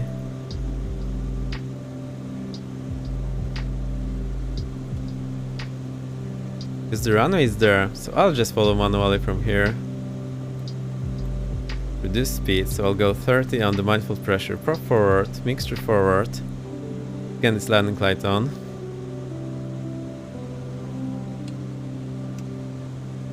What else do we need? Don't need gear yet. We can slow down a bit. Actually, yeah, it stopped. It's not windmilling. I forgot to look there. No, it's this runway we are going for. It was alright. I'm getting so confused. Glide slope is not reading. I think I got my stuff from you. Yeah, I think it was from 10. It was my birthday a few days ago, and 10 went a bit crazy. You said a bunch of subs, so a lot of you got them. Thank you then, and thank you all for coming. Very fun to fly with all of you watching. Alright, 6,100 and 5.6 mile is where we start the descent. 5.6. So maybe the glide slope will come up by this point. No, the localizer is clearly off. Because I have the wrong thing. I forgot I have the VR. And now I have the localizer. And the glide slope. You managed to get me distracted very well then. Right, we're way above the glide slope. Let's try to do it basically visually. I'll just referencing the ILS. Idle, speed check, gear down, speed check, flaps 1. Speed is dropping. No problem. Gear down 3 green, speed check flaps 2. I think that was 140, okay. And remember, we need to keep blue line speed. Blue line is the best climb, which means if we want to go around, we don't want to be any slower than that, because we'll have a hard time going around.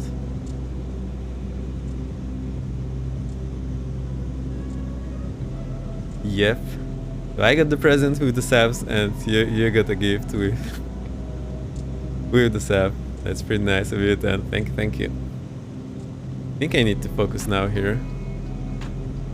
I will try to do touch and go and single engine go around from this touch and go. Also, there's a bit of a rainbow there.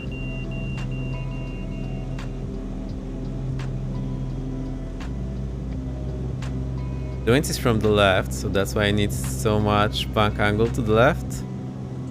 Right, let's try to focus now. Keep this blue line speed. I'll just touch it and go around to single engine. Oh. Boom. Go around. Okay, speed check. Oh, flaps up. Gear up. No, it's not working.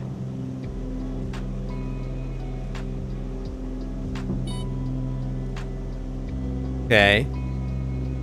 A bit of a dead zone here. Don't you worry. We need a lot more left rudder. That's a full left rudder. Now we need to accelerate, which is a bit cumbersome. Because, well, it's hard to accelerate. Oh no, that's a bad idea.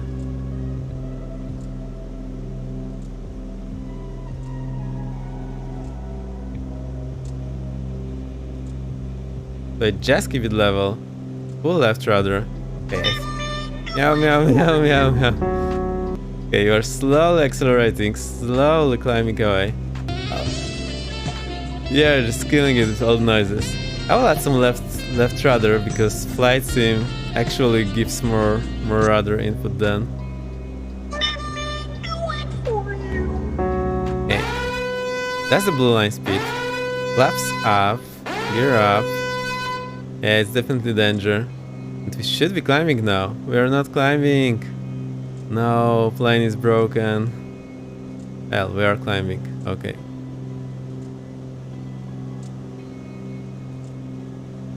It's fine. Where did all the power go? I mean, half the power is gone, which means our performance goes down by 70%, give or take.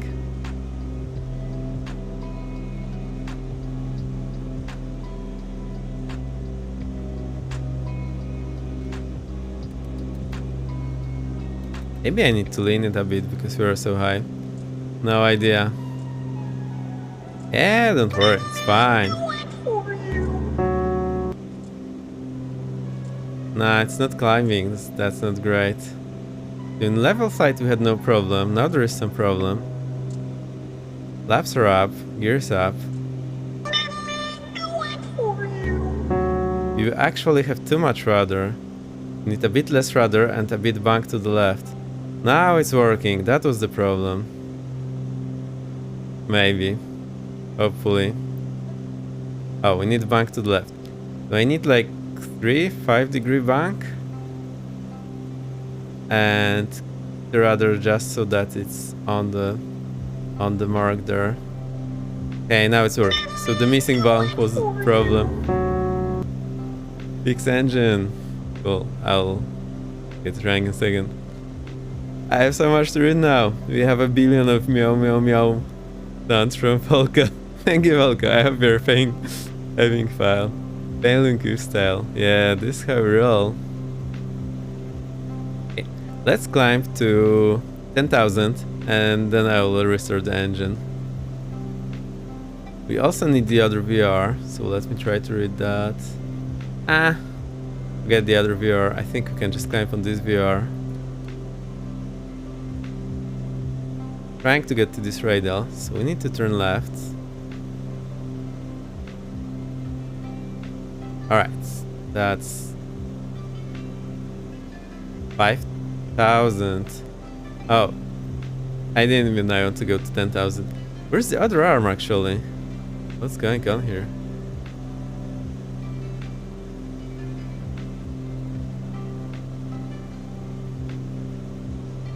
Every time I try to land, the runway turns into a trampoline. I think you may be simply too fast, and that's the reason. If you want to land, well, you need to transition the aircraft from flying to not flying, which means you need to get your speed below flying. So if you're too fast, that is what will happen. I think this is the reason. Climbing is hard here.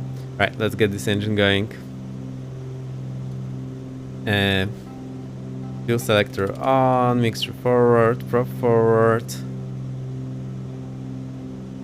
Fuel pump on, magnetos on, get the starter.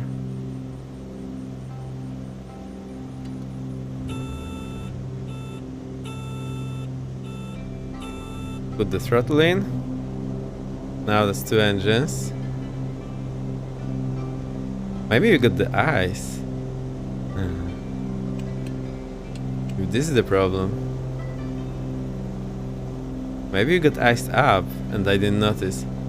The speed never left the engines. GG, wrecked.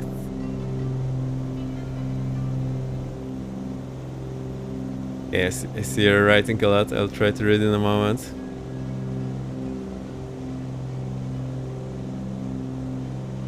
Alright, let's turn around. And we'll fly on the outbound on the ALS climbing. 5 cheers! Thank you, Taylor. Very nice of you. I'm glad you're all having fun. I think that's the lake below us. Looks like the lake to me. Also, if it's salty, shall it actually freeze over?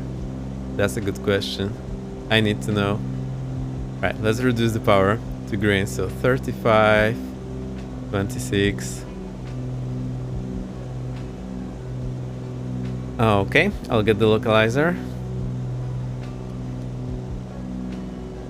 We are to the left, so let's correct that.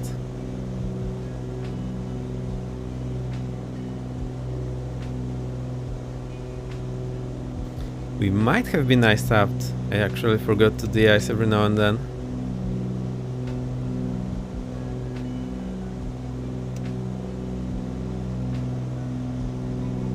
Oh, I need to hold those boots so they work.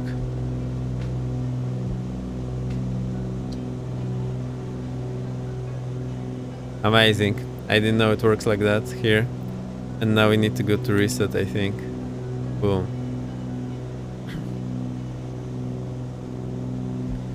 Oh, that's a bit crazy. Let's see at the chart what we are doing. This debugging allows you to choose the power input on landing. I mean, it's not always helpful. You use auto thrust most of the time. Okay, so that's what they did. A bit crazy.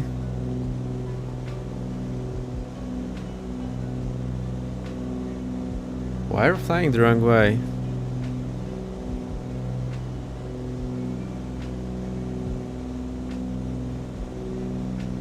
I don't know. I'll just align visually.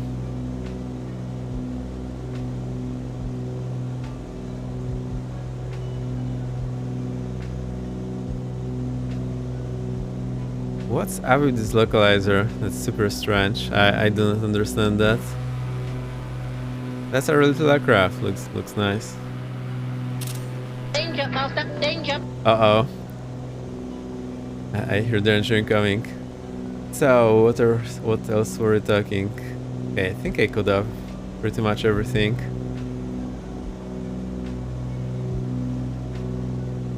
Vex managed to avoid landing, like me, with all the engine power I had to escape. Oh boy. Yeah, it was a bit crazy then, last time. Hello there! Thank you, Valka. I have like all the new channel points. It's fun.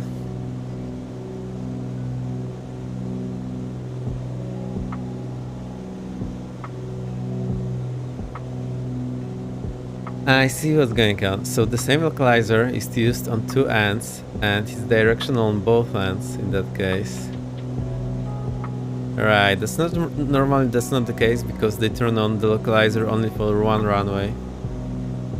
No hot beans yet. No, I don't like the hot beans, so I don't think we'll be getting there. We need a Captain Hot one. What's a Captain Hot one? Oh, I need to get a Captain Hat in the first place. I do not actually have any.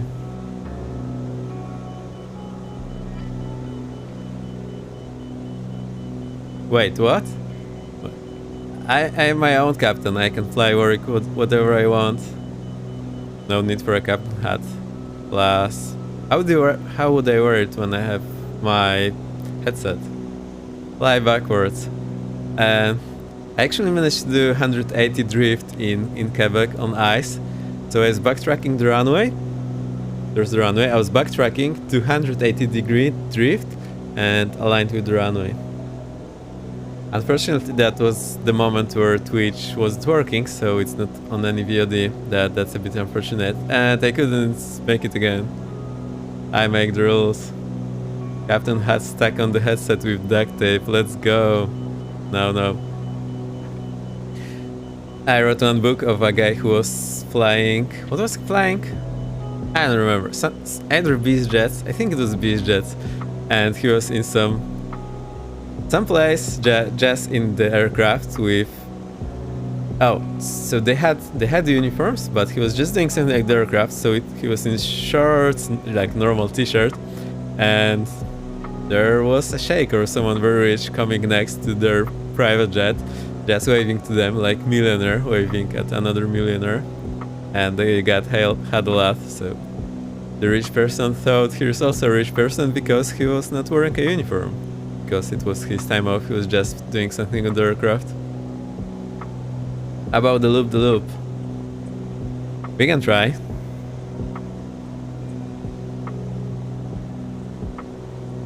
Shouldn't be a big problem here.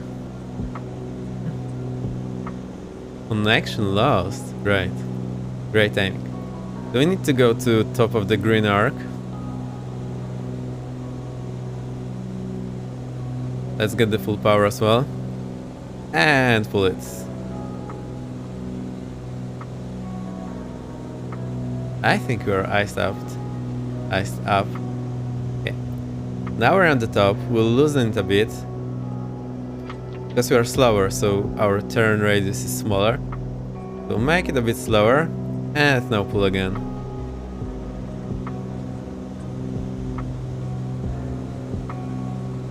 There you go. That's how we do a loop on IFR approach.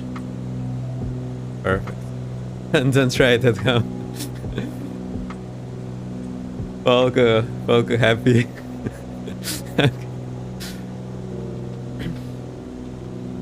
I knew, I was pretty sure I can do that, so that's why I did that. Dizzy? No, that's not dizzy.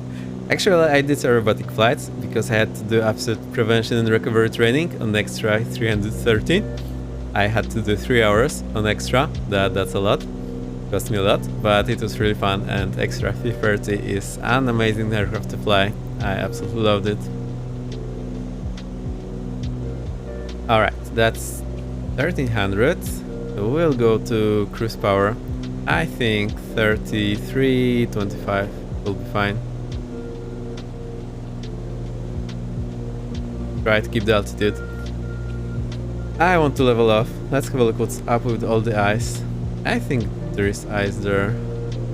Maybe there isn't. I just did ice it.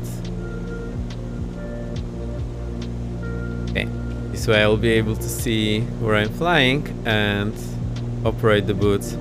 So I keep this up. The boots are pumping. Are they? No. Oh, now they are pumping. And we get this to reset, I think.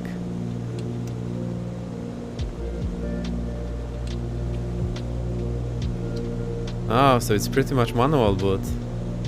Interesting. So when I just flip it up, nothing happens. I need to flip and hold it.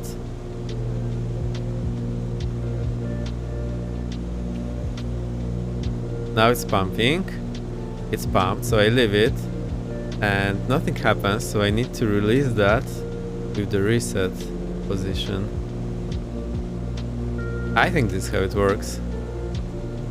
No, just go to reset once. Let's try to flip it forward, see if they pump on their own. No, they're not. Interesting. I didn't bother to read the manual, so we have to discover everything on our own. I can loop the loop a bus. And we drank first. Oh, Falco, that's a big one. We lost our localizer, flying through the hole in clouds. Oh dear, it's crazy. Let's get back on this localizer. 13 miles, so we still have some distance to go.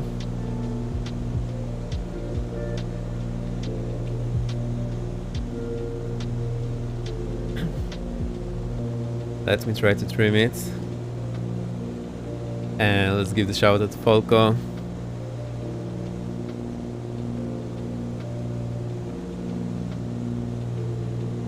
There you go, Falco. What have you been streaming recently? What have you been flying or streaming?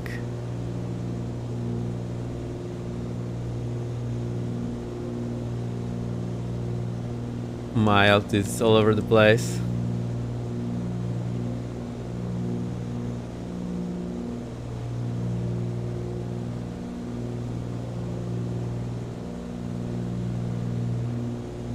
Anyone in chat who's also streaming and I forgot to give you a shout out, please let me know. I will do that. I did flight sim 1 at the weekend. Cool, very nice.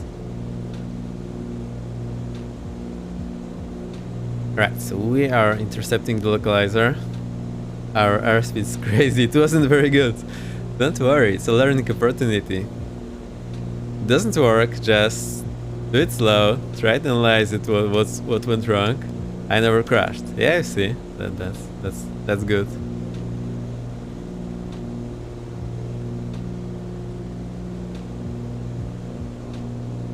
that's pressure dump, emergency oxygen, pressure dump.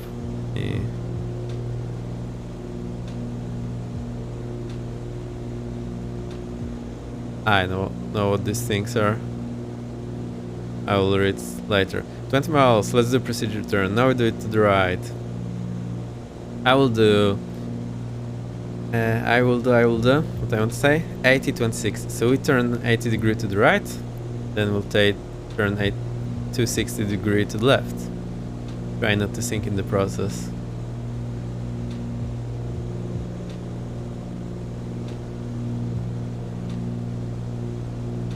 That's actually 90 degrees to the right. Go to the left now.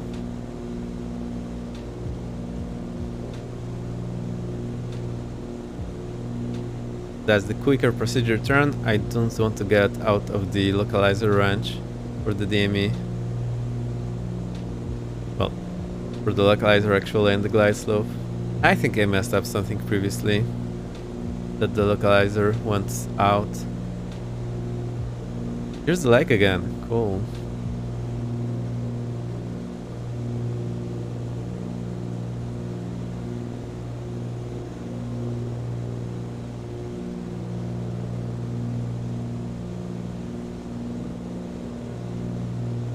Right. 260 to the left, and this should put us right on the localizers. It's alive now. We'll overshoot it just a bit. Snowy, yeah, I love the snow, so I like this landscape. So it's comfortable because I sit in a warm apartment.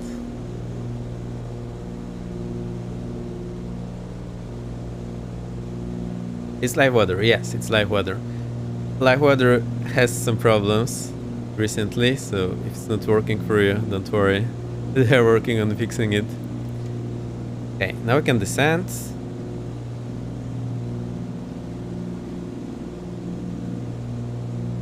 11,000, I believe. Let me have a look. 11,000 and then past 20.2, 10,000. Okay, let's go.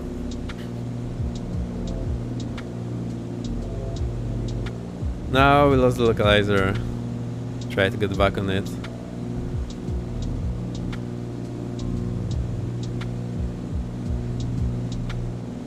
Actually, somehow we are over the glide slope already. That's interesting. Oh, and that's not the airport we are going to, that you can see there on the left.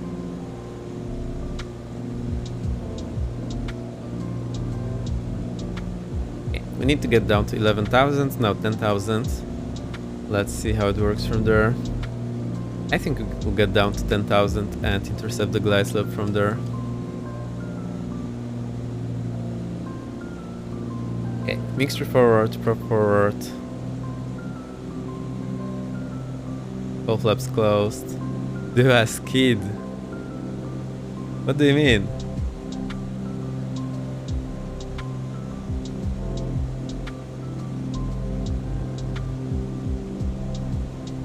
What kind of skid?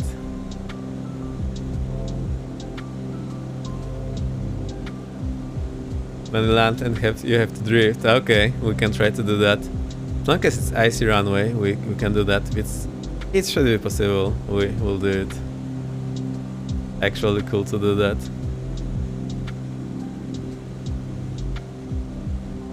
Plane is not slowing down. Okay, we can go down to 9,000 now. We need to go down a lot. Disregard the gear blur for a moment. Okay, we're on the glide slope, so I'll try to keep that.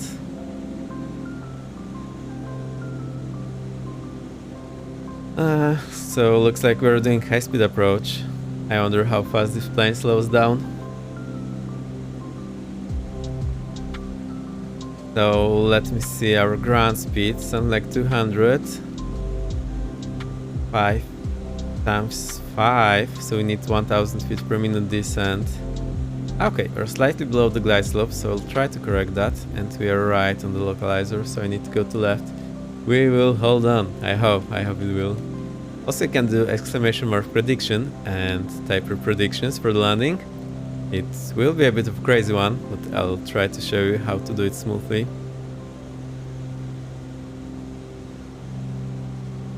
Alright, we are getting there.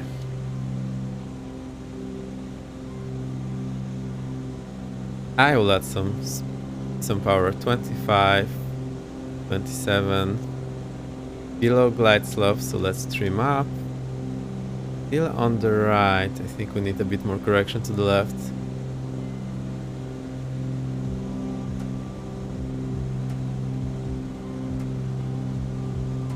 Okay, localizer is in center.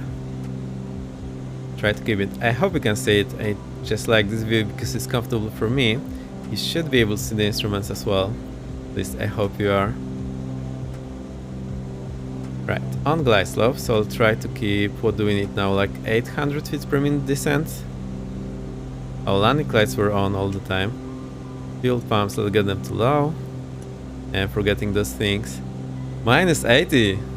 That 10 is not messing around. That will be a tough one. I'll try. I don't have too much experience in this plane lately, so we'll see how this goes. On glide slope, on localizer. Amazing, 800 feet per minute. Okay, we need it slightly more. Now it's working great. Also, I never checked our minima. Let's try to do that. 4,430. 4430. Okay. Need correct to the left and down.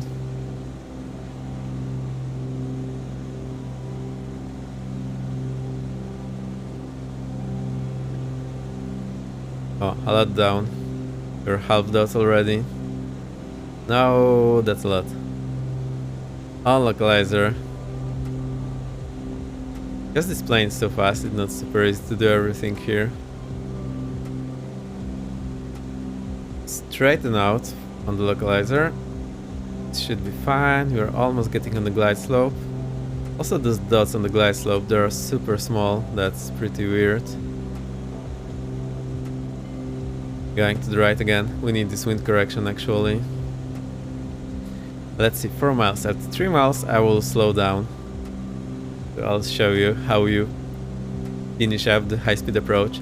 So see, we're doing 170 knots right now and we need way less for landing. I'll show you how to do the high-speed approach. As long as I manage to do that. I can see the airport, so we'll continue for landing. I will transition to flying visually. 3 miles. Power idle, prop forward, mixture forward. Wait for the gate speed. That's 177. Speed check, gear down. Speed check, flaps 1. I now need to pull up because we are slowing down. Slowing. Speed check, flaps 2 at 140. And flaps 3. I'll go flaps full. Final check, gear 3 green, prop forward, mixture forward. Let's go. And this is how we do high speed approach.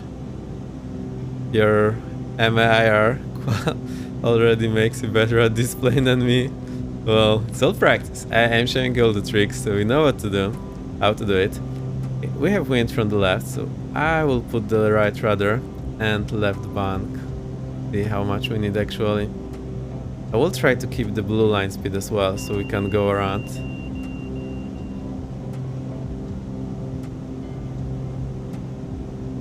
Alright, I feel it will not be a smooth one, also I do not have it trimmed. Wind is from the left. Okay, next thing I do, I have a lot of runway, so I can try to make it smooth. I will just go into the ground effect. Plane will start to hover there, so it will just float, and I'm slowly rolling back power, letting it gently sink onto the runway. And slow down as well. But I cannot do it that gently actually. There you go. 150.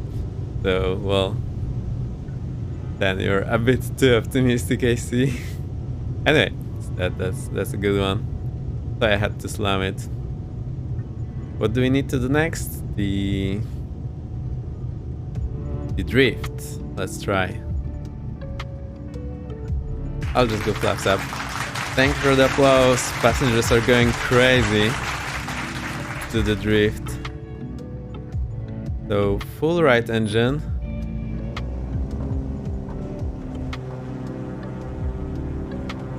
Well, it almost worked. I'm not the best drifter. I actually need to do it like in a car. Holy smokes, how many passengers have we got back there? 0. Tokyo Drift. Yeah, it's Salt Lake City Drift. I can try again. Let's see what the new version of this widget does. Can we move it around now? No. Oh, there's G-force 119 and 1 bounce. So I had a look at the code, and what it's doing, it's calculating the highest G-force within half second after touchdown. So this should be pretty accurate. Also, this landing rate, this is like the rate perpendicular to the runway, so it cannot go positive numbers. I really like the script. The person who did it did a really good job. I made sure to compliment them. Let's try the drift again. So, full right engine, full left. There we go. Okay, I forgot to slow down the drift. Let's try again.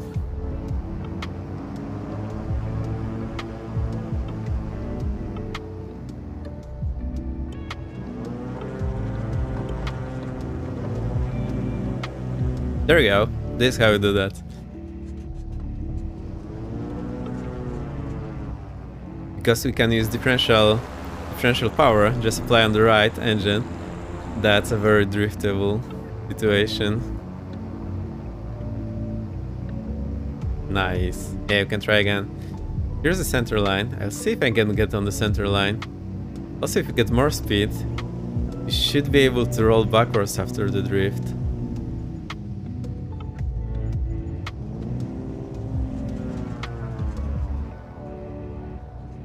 Well, not so much.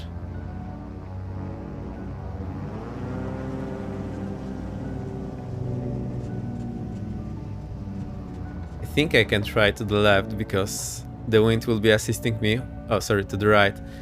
What happens is the wind is pushing on my tail, which means it's trying to push me to the right now. Runway is a bit slick today. Yeah, no worries. Get some speed, we'll do one more time. I hope it works. I'll just get a bit to the side here.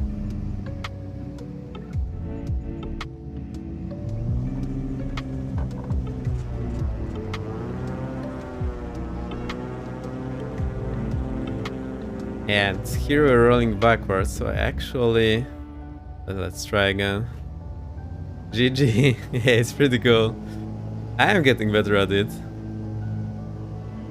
The hardest thing for me is you have to assess if you're moving backwards and then use opposite rudder.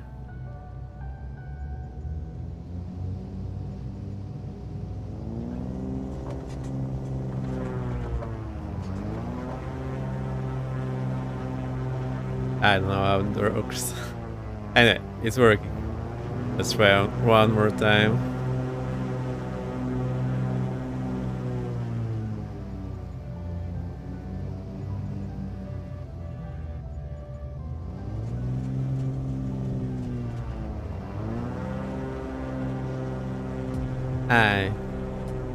I'm still doing something wrong as soon as you are moving backwards.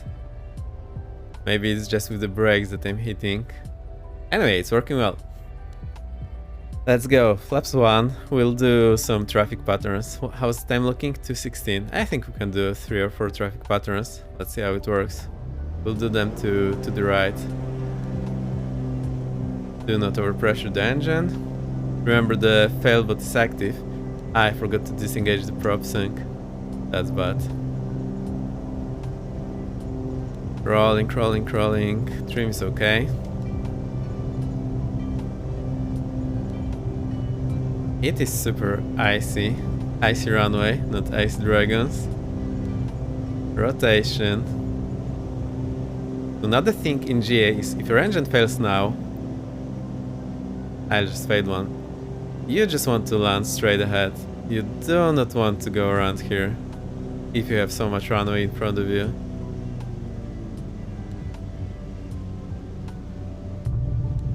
Boom.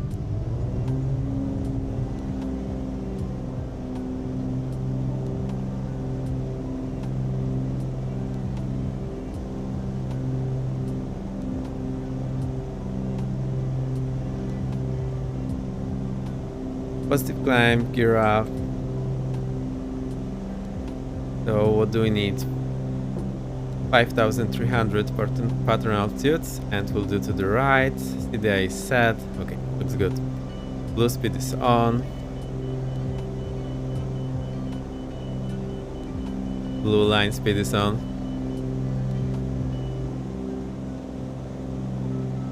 That's over 200, reducing power to the green area, flaps up, landing lights off, fuel pumps off. We actually need to get them into retracted. Right, turn to the right.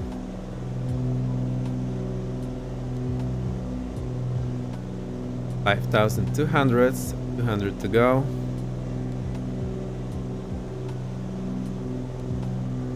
That's 90 degrees, so that should be our crosswind leg. I will try to level off. Also, I'll try to keep something like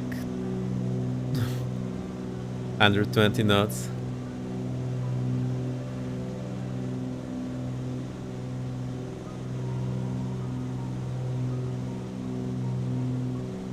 Leveling off 140 knots. I think that's okay. I'll just keep at the on the bottom end of the green range. Turn for the downwind.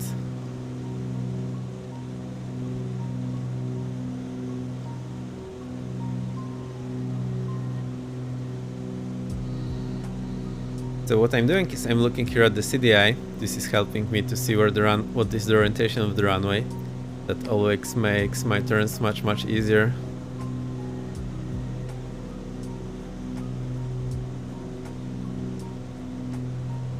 There's our runway. I need to move a bit closer.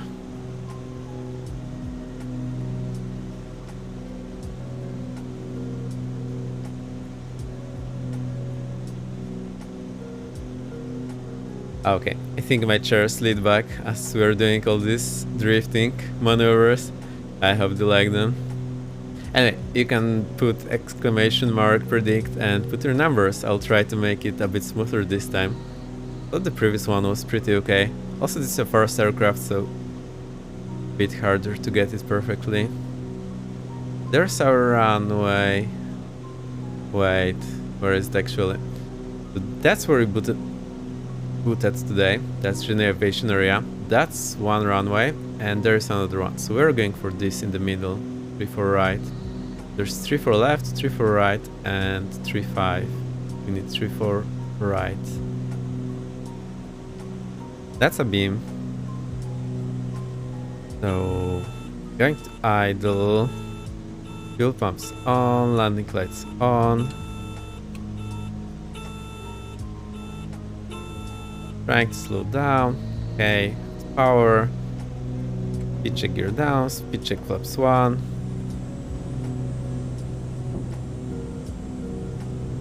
Entering shallow descent.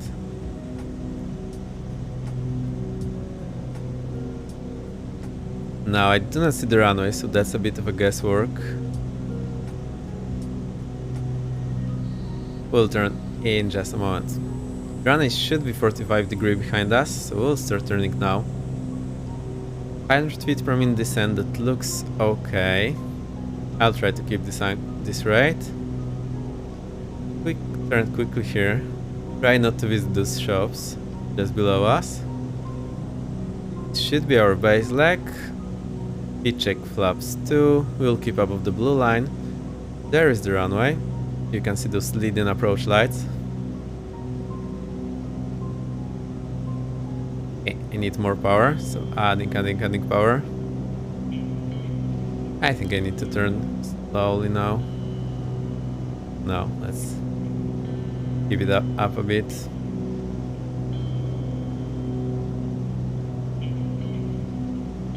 now we'll turn. It's a good idea not to overshoot it, also try not to do too steep bank on final. So we should have turned earlier for a shallower bank.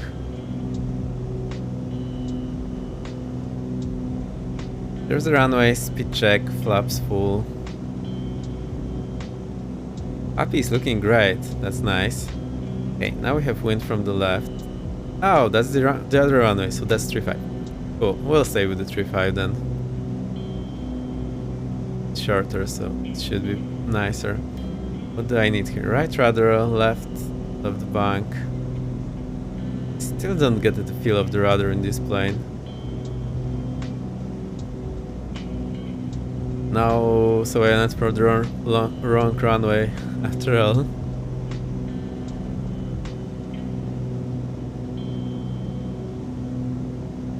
Alright. Now, because this is at wind and we do want to keep the blue line at the approach, I actually need to go idle in flare and slow down, flying parallel to the runway. There's a lot of right rudder, some left yoke. Rolling throttle to idle slowly, pulling. Throttle idle. Okay. Floating over the runway, and here we go. Somewhat around 150 again. Let's go. Takeoff power, flaps 1, 2 up, so that should be flaps 1. And a lot of right rudder. Rotate now. In the air. Give this wind correction. I still do not get the feel for the rudder in this aircraft. That's a bit unfortunate. Blue line, we can go into climb. Positive climb, gear up.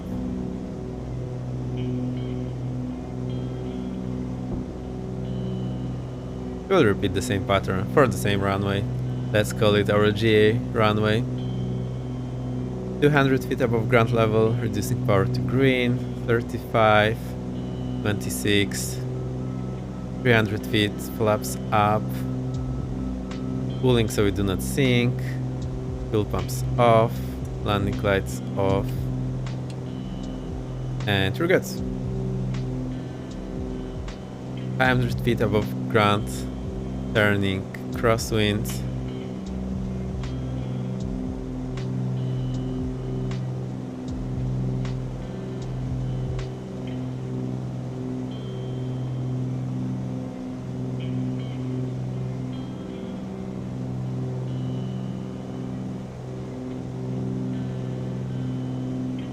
There's crosswinds.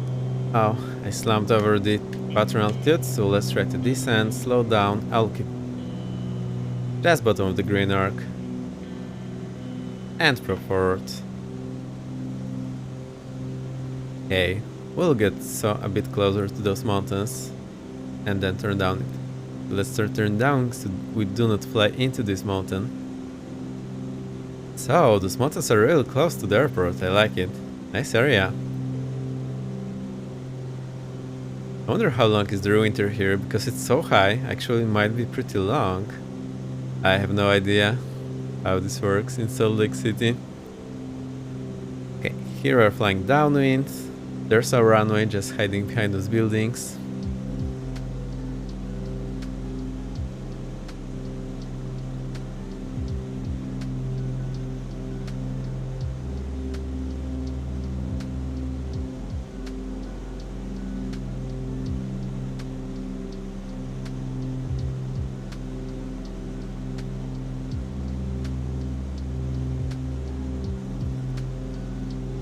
Okay, let's have a look. Are we abeam? No, not yet.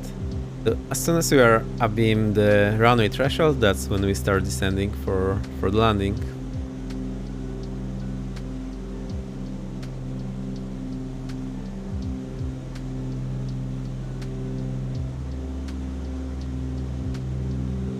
Okay, that's a beam. Throttle idle, disregard the blur. Fuel pumps on, landing lights on, slowing down, Speed check, gear down, flaps 1, add some power. Keep this 500 feet per minute descent, trying to stay at the blue line.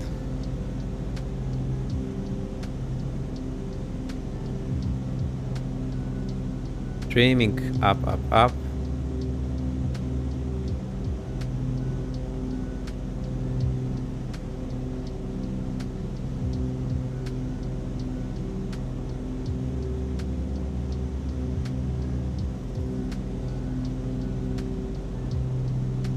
Okay, let's have a look back. Cannot see very well. Give it a few more seconds and then we turn right for the base leg. Actually, we're at... Where should we be? Yeah. Like... We are what? 700 feet above airport elevation. Those cranes are getting close. Next, adding more power. That's base leg. Speed check flaps 2. Where is our run? There's the runway leading lights. 435, 34 right, and 34 left. They're in the background. We are going for 35 today. So let's do that.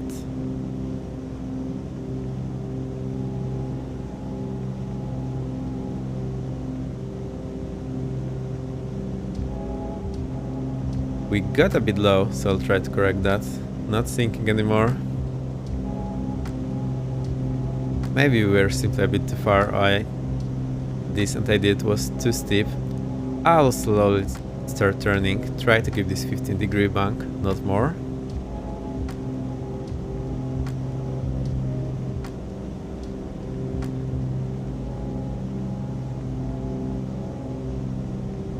Okay, I think we'll roll out just on final, so this should be fine.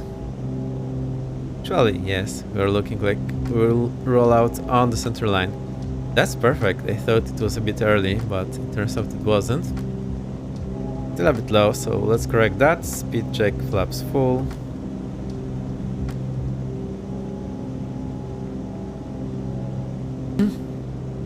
Hey, that's one white, 3 reds.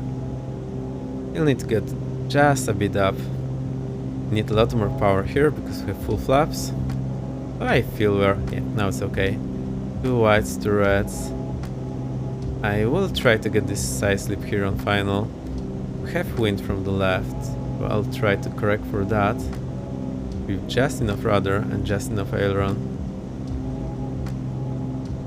I think I see what the problem is. I do not think where the middle of the aircraft is.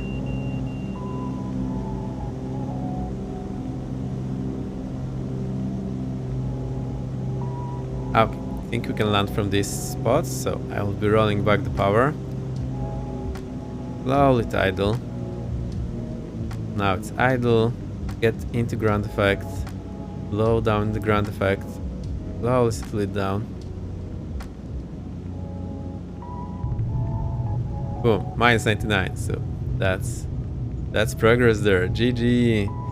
Yeah, also the slippery runway is a bit fun. I still do not get the feel of the rudder on this aircraft. I think next to make it a bit more fun, I'll just stop here. We'll go flaps 2. We'll try to do short fuel takeoff. I'll see if it works.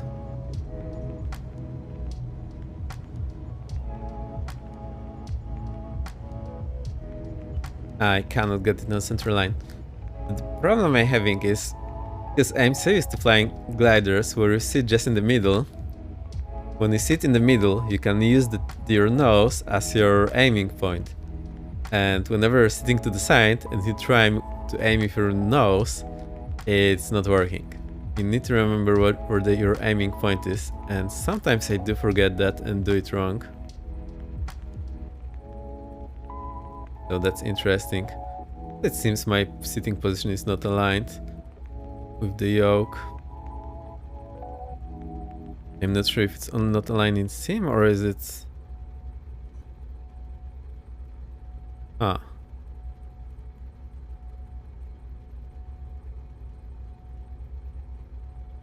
Too many moving parts. I can't decide. Anyway, let's reset it. Let's go.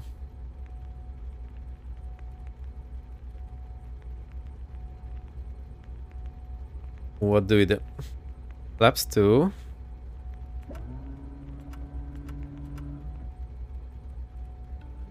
Hold the brakes. Yoke. Pull the yoke. Full power.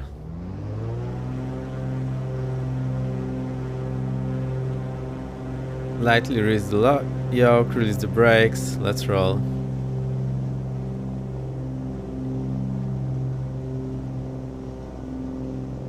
Lot of right rudder, left aileron. Into the wind.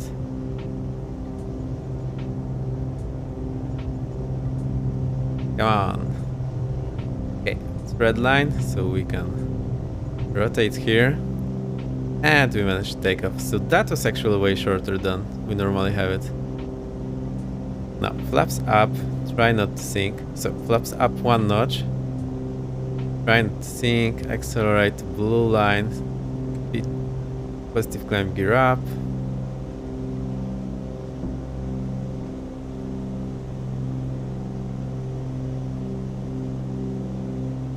There's the blue line, 200 feet, reducing power to green, 35. 26. 300 feet, flaps up. Landing. Okay, fuel pumps off, landing lights off. Alright, I think I'm getting the hang of this plane. Only problem I have is that the nav2 wasn't working. I do not fully understand why.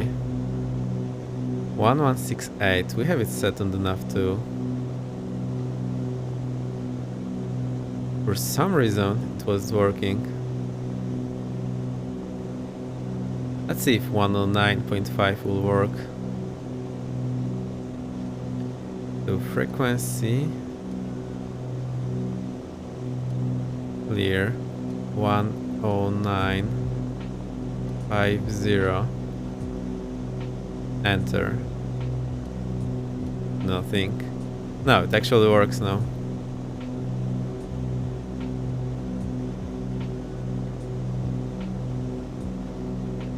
Interesting. I think I smashed my pattern altitude by a lot. I was just focusing on those things. Let's go down for the pattern altitude.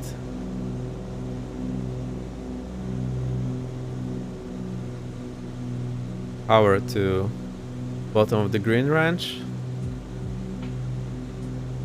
Did gain some speed here, so don't worry about that. This seems to be working. Let's try to put 106.8 on nav2. Frequency 11680. Enter.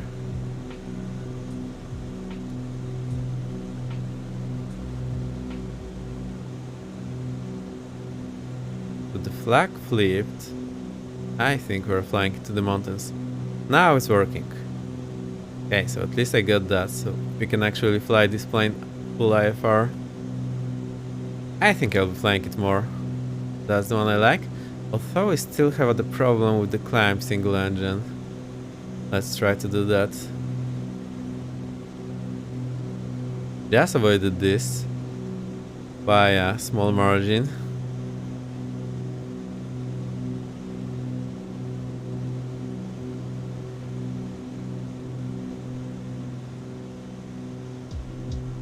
That's what we need. Prop forward, throttle forward, left leg dead, left engine dead, left throttle idle. Now we need this bloody prop. Left prop 0 and feather.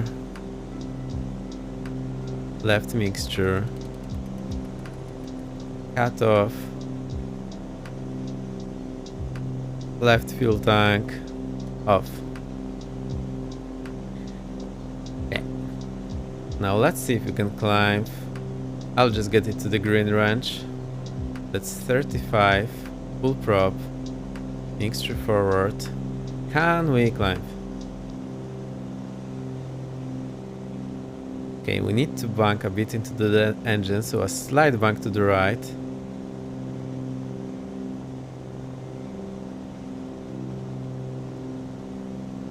How is the ball looking?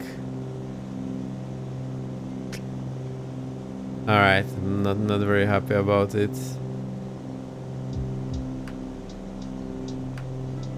Actually, I think I forgot to reset my trim at some point. Reset rudder trim. There we go.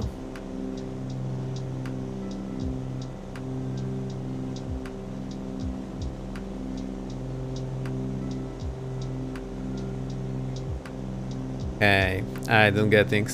Something is wrong here. Let's try bank slightly into the dead engine and put more rudder so that we have the ball. Now it's turning. Why? We have full right rudder and the ball is nowhere near where it should be.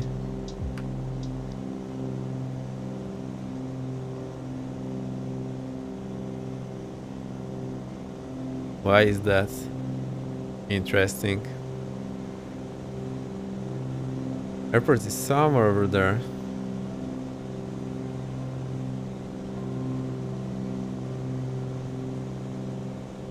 So we can get on the base leg.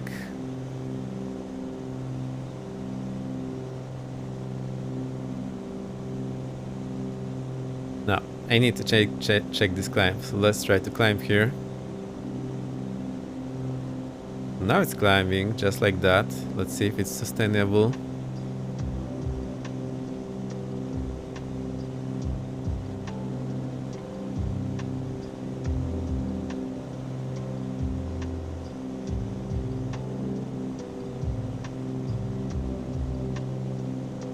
No, let's try to trim it for the blue line. Okay, it looks like it's climbing. That's a-okay. Maybe we were iced up over previously. That's most probably the case.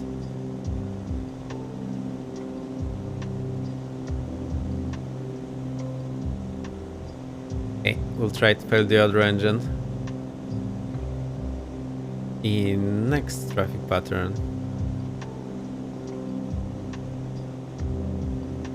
Okay, it probably was putting too much rudder because I was trying to make the ball work, but obviously it doesn't want to work here for some reason. Okay, let's get down to landing.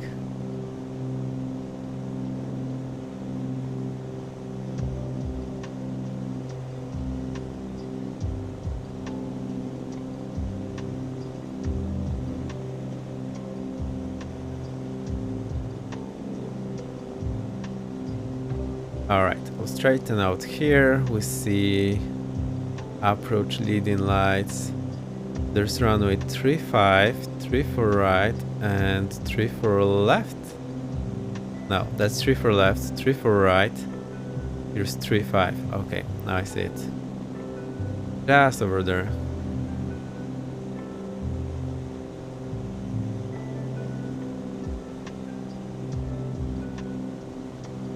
So we will land here. Fix the engine, take off, and then see if you can climb on the other engine, on the other failed engine. Get it fixed already. Oh, there's a prediction. You're going for the previous number I had. I'm not sure if it will be this nice now.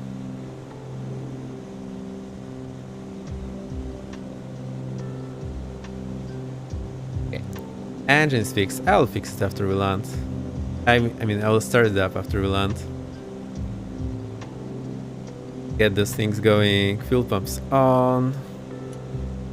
Landing lights on. Let's see. Runway is there. Flaps 1. Pitch gear down. And that's what we'll use for landing. One engine battery. Yeah, I hope. See, it's not so easy even when you have two engines running.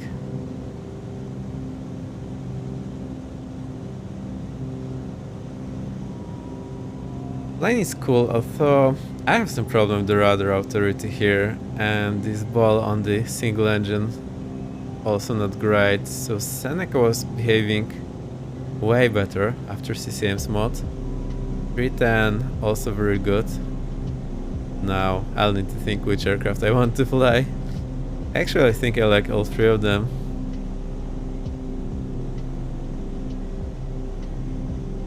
Alright, that's us. On the final approach. Final check. Landing gear. Down 3 green. Prop forward. Mixture forward.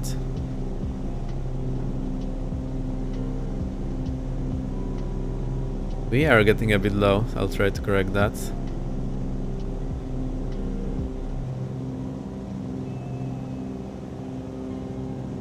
And somehow I have a problem staying on the center line. I do not know why that is.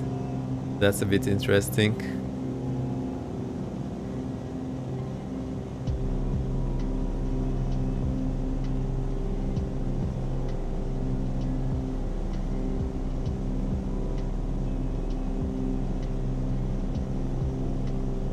Okay. Flaps 1 is just fine. For a single engine, we do not need any more drag. We're slightly below blue line. Let's keep it that way.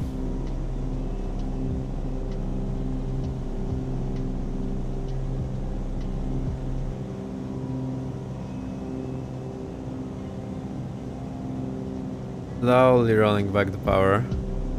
Gets very twitchy close to the runway, but that's manageable.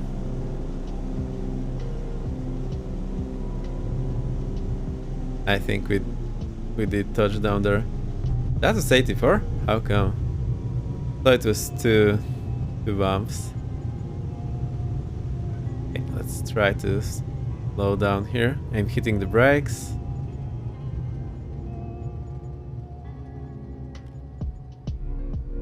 $84. I don't know what happened. I think we just smeared the runway because that was immediate bounce. So C1 bounce. G-force also on 18. Interesting. And 84. Also shows us where it touched down. So I really like this widget.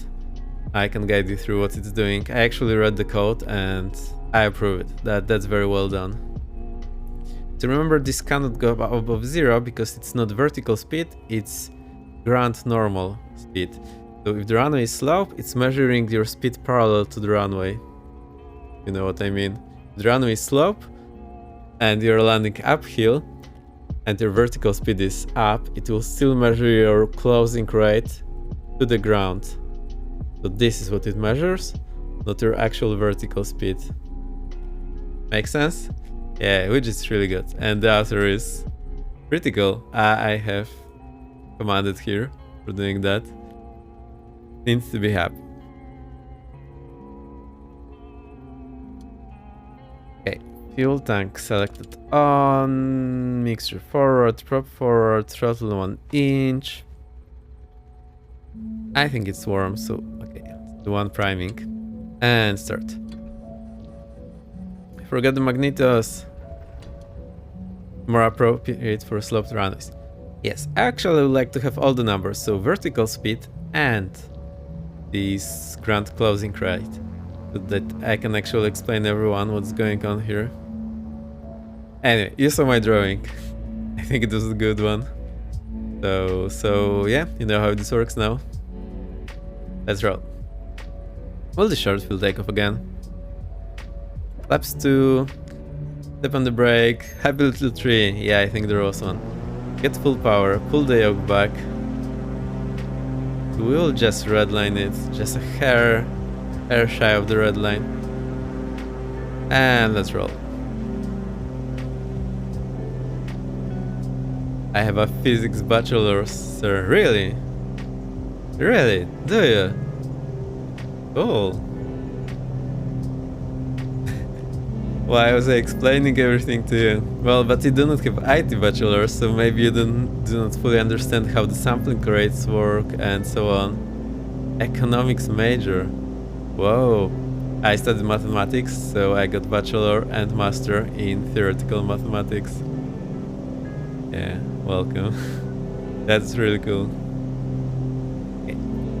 Flaps up one notch. Sampling rates is something alien to me. Okay, I can explain. It's very easy.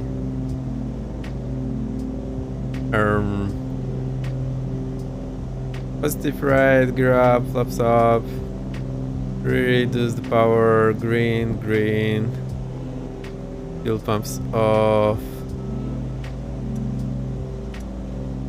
And landing lights off. Now let's fail the left engine. So mixture goes whoop. Here goes the engine. Prop forward, throttles forward, left like that, left engine dead, left throttle moving. Confirmed. Idle. Left prop. Checking. Confirmed. 0 and feather it quickly. Left mixture is already idle. Left fuel tank is off. Left magnetos off. Left alternator off. Boom. Engine stopped there. And let's see how it works. Did I kill the engine I wanted to kill? I think that's the one we had killed previously. Yeah, that's the one. Alright. Reverse. So we know that one is climbing. Mixture in. Throttle a bit in. Magnetos on. Fuel tank on. And hit the starter. Now remember, the starter might turn for a long time in this case because it needs to unfeather the prop. Like, it really can take like 20 seconds. No idea what that was until you told me. Okay. That's interesting because that's a very natural thing to me. Okay. Get those engines, equalize them. Oh, I forgot the prop forward. Prop forward. Get the right engine now. Boom. Prop forward, throttles forward. Okay, right that leg, right engine dead, right throttle. Checking, confirmed, idle. Right prop, checking, confirmed, 0 and feather. Right mixture is off. Right fuel tank off. Right magnetos off and whoops. Right alternator off. Okay, let's see if this climbs now.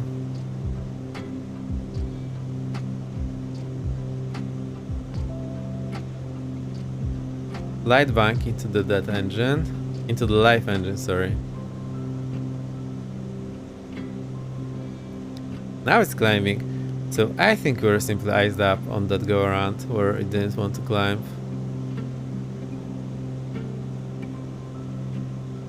Now the problem is still the ball. Like, look, this ball is just to the edge. This ball is way too far. It should be here on this mark, but I just can't get it right. That is probably part of the problem we had back there. Right, let's turn around and let's just land on the opposite runway. I'll go engine to the green area. Whoa, it's not looking great now.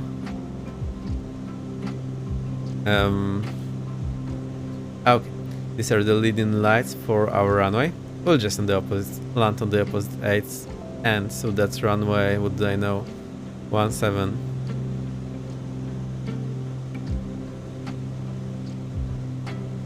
Reduce this power. Also note that what happened is that basically our manifold is showing the outside pressure. I am moving the right throttle and look that the right manifold pressure is not changing at all. That is actually correct. It should be showing the outside pressure because the engine is not turning.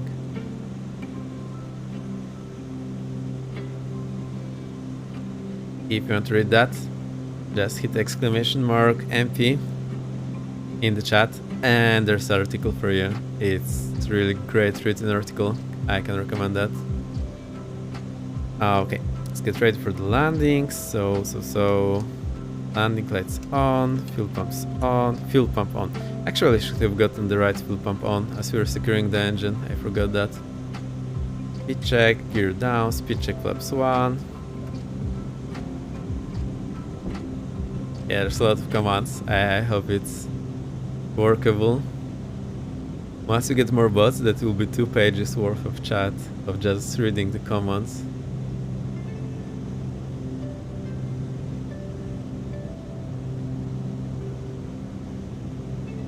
Oh, we do not have the pred, so I probably need to add it somewhere. Prediction. Yeah, prediction bot is not saying anything about the comments. Anyway, you know what to do. 75. And you'll probably win. No one else is voting at the moment. But that's a very low one. So let's see if I can make the runway in the first place. I'll go flaps up. I do not want this drag.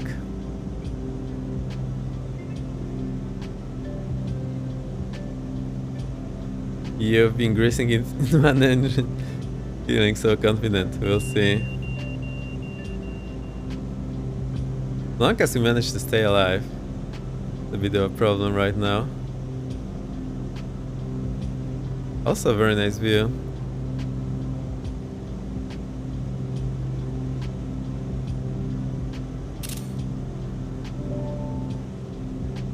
Well, forward pipes are not great for a screenshot. Anyway.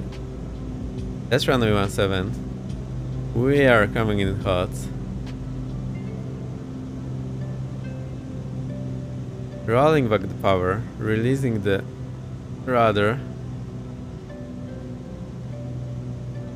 Remember, we have no flaps, so it doesn't slow us down so well. Boom, 199. I think it's okay. Crazy dance here. Okay, I'll step on the brakes. I need to start landing on the center line.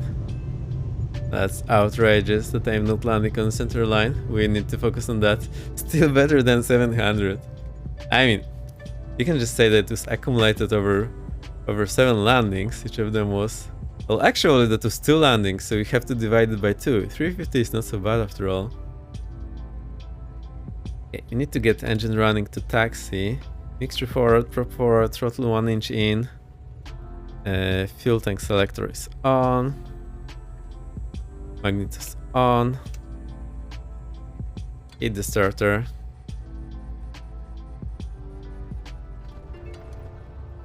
Okay, now it's running, and you see now manifold went down because the engine is running actually. Get this RPM, and we can taxi back to stand. Very charitable mass for me. Well, there you go.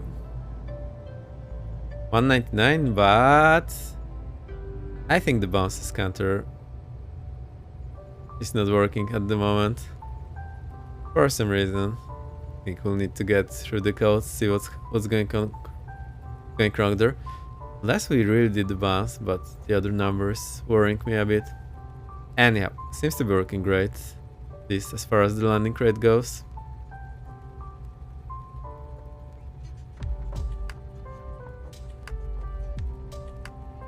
Off the runway. Okay, fuel pumps off. Landing lights off. Taxi light on. Totally forgot the transponder for today. Good thing it's already in alt, so we can get it to standby.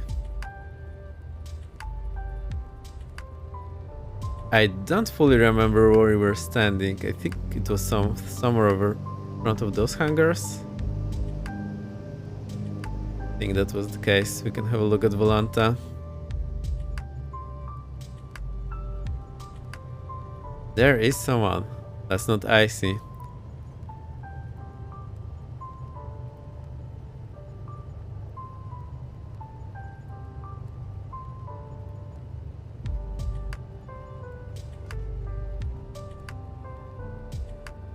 Oh, we're actually way past where we started. So that is where we started. That's where we are. So that's way past. Let's turn around then.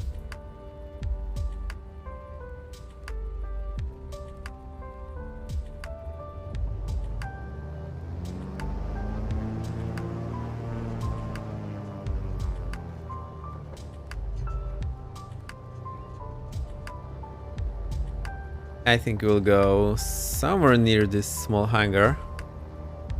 Maybe we'll just park next to this guy. I think this will be fun. Let's do that.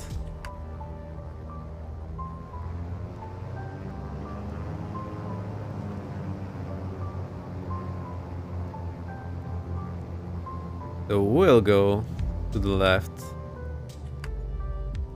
That's another aircraft that I haven't been flying yet in the sim. Need to try it at some point. I have seen one live. Actually pretty cool. Guys, enjoying having all that space around them, then you turn up. Yeah, you have to turn close to the other people.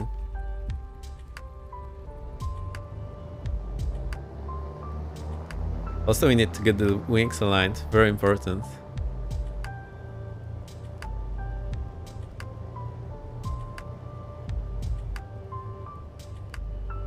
I think that's it. Let's have a look outside.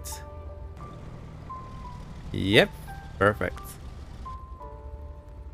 So, parking brake set, cow flaps. I'm totally forgetting the cow flaps. I need to work on that. The transponder off. Avionics off. It's off. Anti-ice off. What do we have here? Having heat off.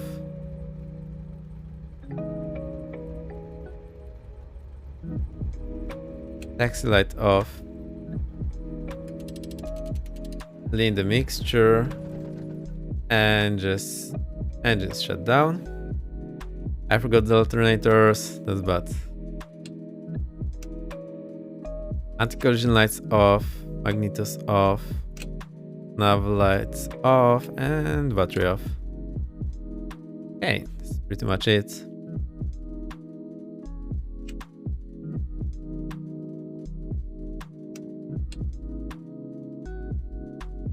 How does that work? Oh, so it's anti-ice electric. This off, this is high, and this is probably low. Yep.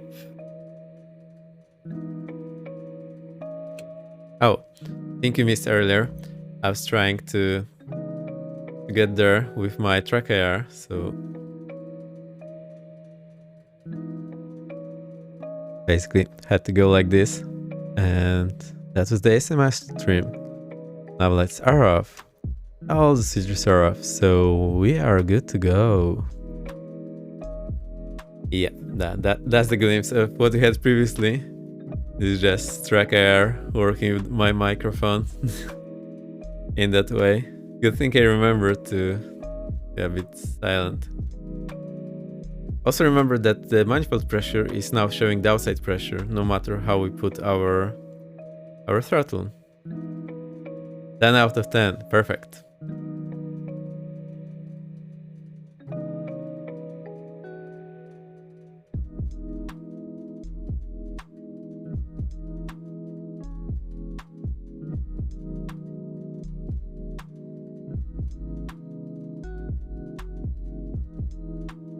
In that case, I need to get the paint on and I'll show the sampling rate.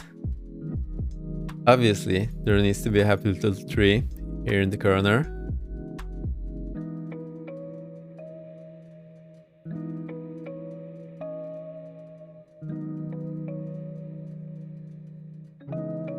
That's the trunk or the base? How do you call it? It's when the cutting edge tech comes in. Yeah, to be fair, at some point in my life I thought, okay, there's better tools, but this tool is simple and is everywhere, so if I manage to learn to use it, well, if I manage to use it well, I'm pretty much set. Because this tool is everywhere, wherever I go, it will be there, so why not do that? One of the best, to be honest, yeah. So imagine we'll get your graph of your vertical speed. So let's try to do that. Will be the line. And here will be your vertical speed. No, we want it gray. We'll make it light gray.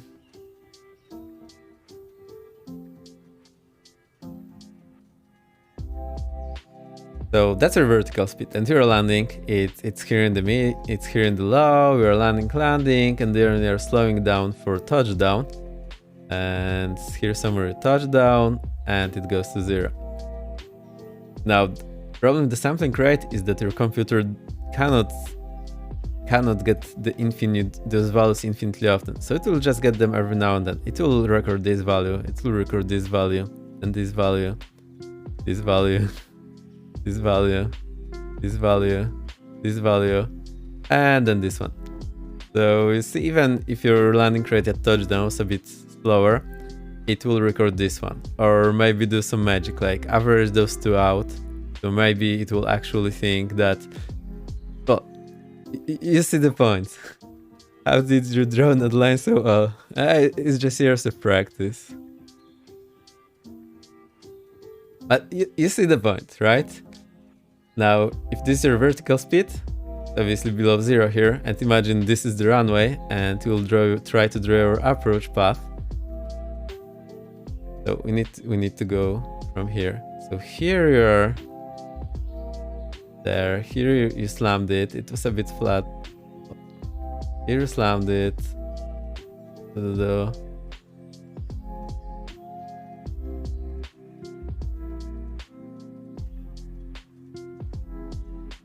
Well, you see the point. Now, every computer that you have will not have infinite sampling rate, so it does the sample every now and then. And basically that's the problem I think you're seeing in the Volanta that comes from the sampling rate. So I think Volanta it has pretty good sampling rates, to be fair, but I think it just gets some number before the touchdown. And then also the runway slope comes into play. Anyway, I think you get the idea. I really like to have, well, when they get the flight recorder, they graph all of the data they have. So there is a wheel down sensor for left and right gear. There is vertical speed, there is radar altitude, there is G-load. So that what happens with the G-load. Your G-load will be pretty much hovering here around 0 for the most time. And then on the landing, okay, actually that's not true. So let's say we will draw a line for 1G. Hope you'll be able to see it. Oops. Here's the line for 1G. We'll just make it Lila. Here's the G. So what happens is that because your G meter is measuring on the vertical axis of the plane, if your plane is pitched up, the G will be below 1. Think about it. If your plane is pitched up, the G meter is also sloped, so the G will be below 1. So let's say in your descent you are pitched up, because usually that's how it works, and you land on the main wheel, so that should give you the idea. So let's just say that your G is hovering somewhere over here, and it's hovering somewhere over here. That's your G. And then on touchdown, it will go up. The gear absorbs some of the energy, and then it goes to 1. So now here's the question. How do you measure your G? So what will happen? I think Volanta will measure this G, because that's the last recording it got. Last sample. Now the widget I'm using, it will pretty much use your landing rate here at the touchdown.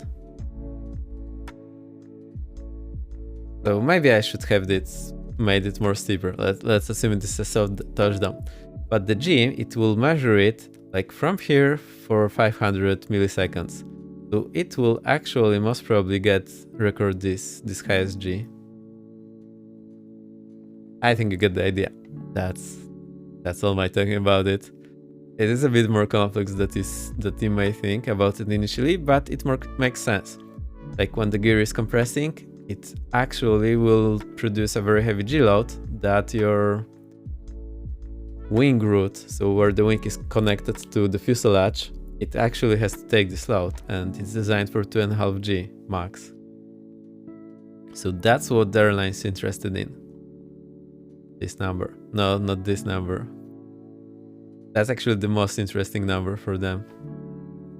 Alright, I think you get the point. I will paste it to the Discord.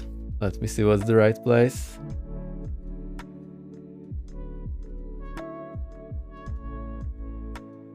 What is the right place? I'll just put it in general chat. I think about it later. We should have also added some descriptions here. Let's do that.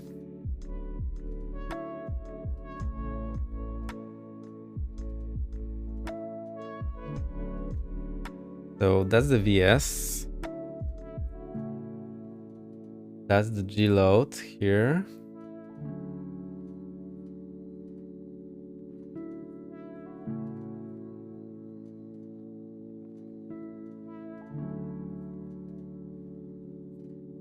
These are the samples.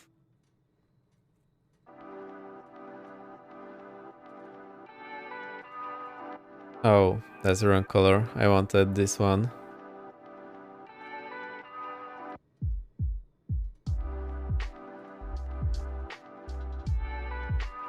This is the flight path.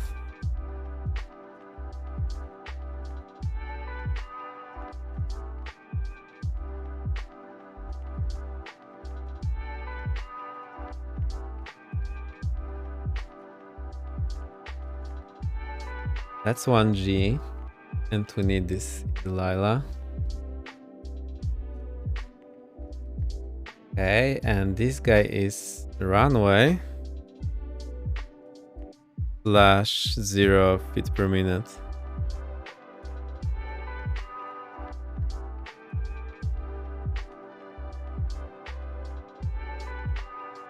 What do you think Volanta doesn't just use the raw numbers like the bot?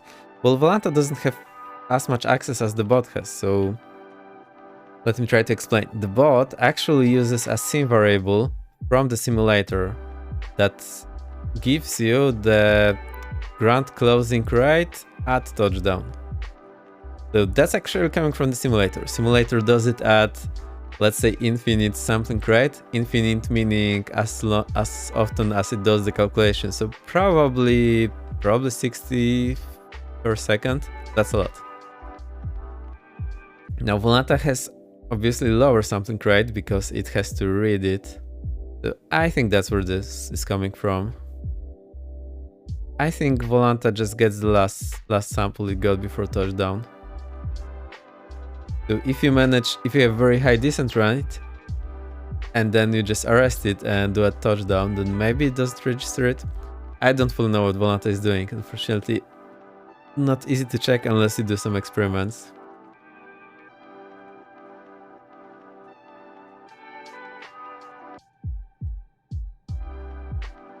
Alright.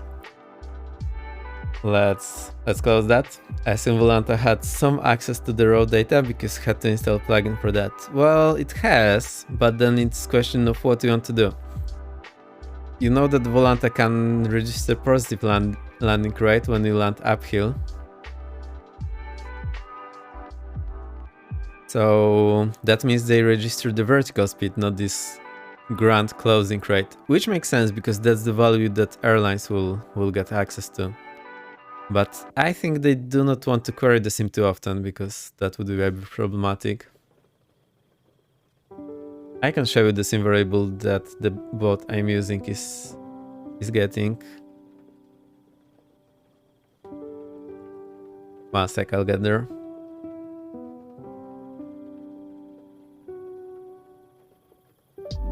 I wanted to call it off early and doing all this talk. That's fun. Okay.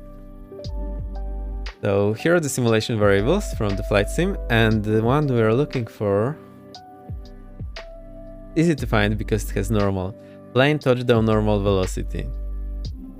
And this is player's plane speed according player's plane speed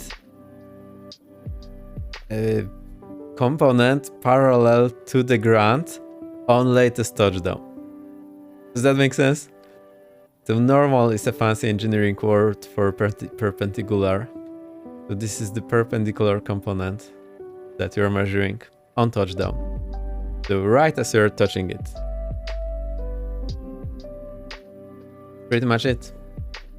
That's the best rate you can get, like the most meaningful one. That's the thing the gear has to take. Although this rate isn't made equal. Shall I explain? I'll try to explain.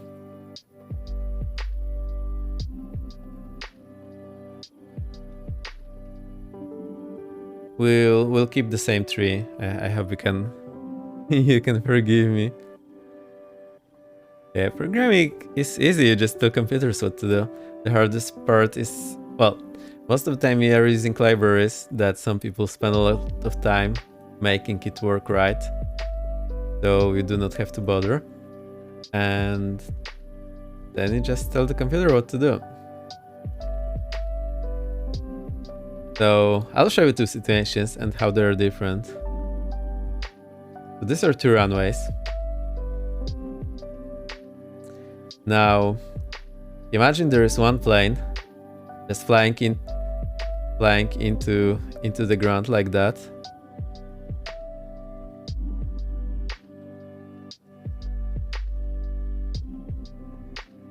Okay.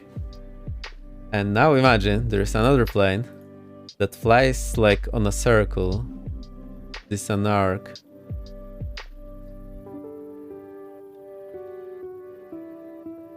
Boom.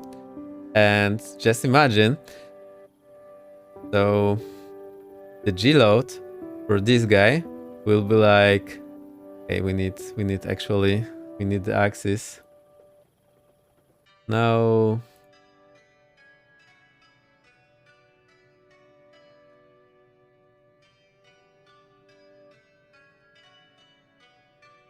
I know they are not aligned, but you'll get the idea. So the G load for this guy, here it's negative, and then it's boom. For this guy, because he's in a turn, there's a good chance this G will be pretty high, but then as he slams, there's just small up and it goes to 1. So even though the vertical speed registered will be the same, the G is not made equal.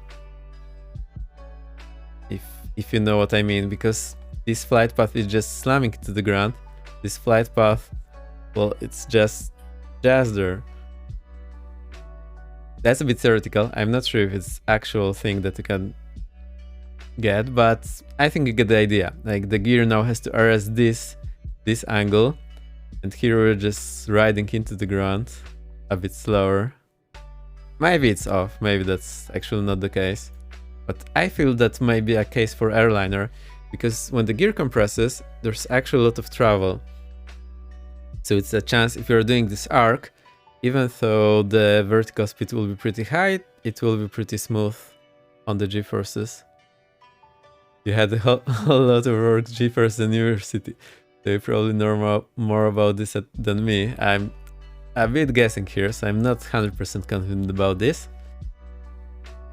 But, well, I'm pretty sure you can make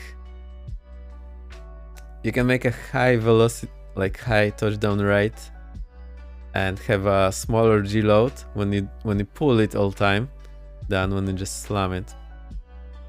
I think there's a lot of moving parts. Anyway, you get the idea. You know where to look for. This is the sim variable page, so I'll paste it. You can have a read for yourself. Actually didn't talk about G-force and landing, but I totally understand you. Yeah, there's a lot of moving parts, so that's why it's not very trivial even for the airlines to measure it, even though they have full access to the plane and can measure a lot.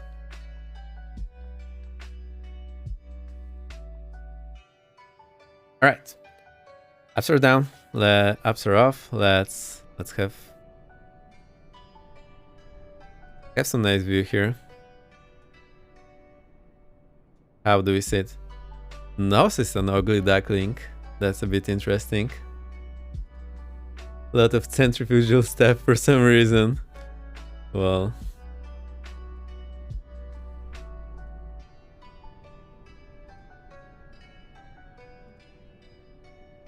Somehow I always like to put this drone just on the ground and zoom in a lot. Oh, I think that's cool. I think my professor enjoyed talking about that the most. Cool. Well, everyone has their favorite part. Alright, I'll mute myself, unlock the gear, slide back, and start turning on the guitars.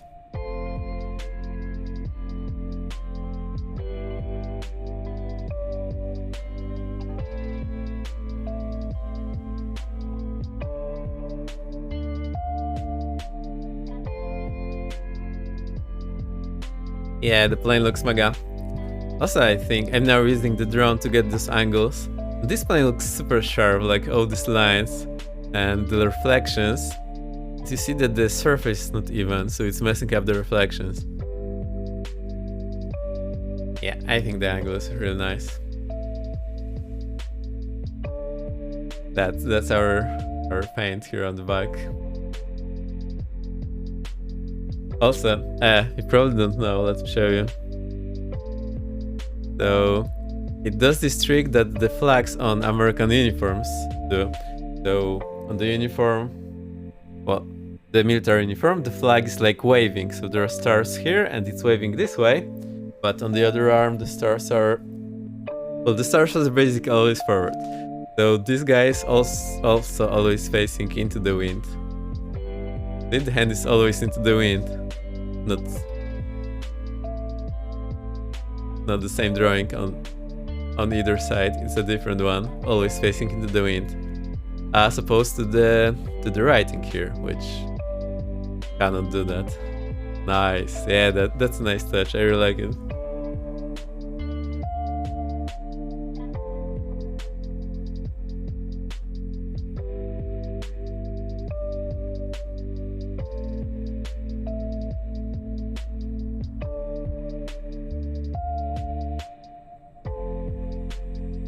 Alright, so let me see if I can get the guitars up. We'll get the chirps. I hope you're not bored with the chirps yet, but I really like them. Let's stop the music.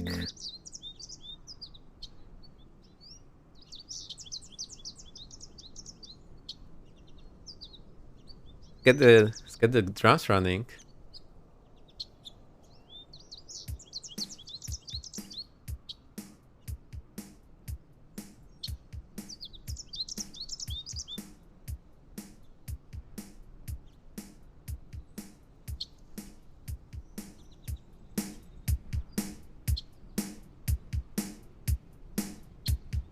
Okay, this should be fine for you. Oh, the cat is awake. Oh no, trouble incoming. Run for your lives.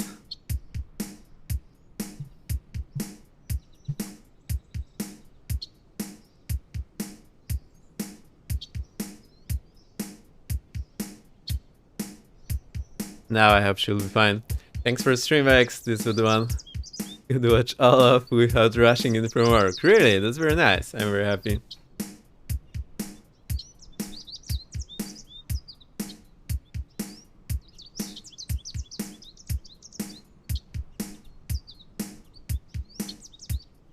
Okay, it rolled over my cable, so I had to free it from my chair. There you go. Here comes the guitar.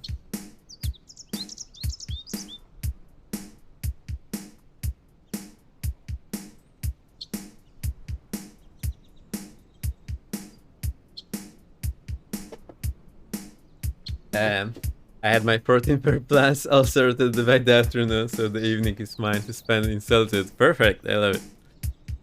That's how I do it.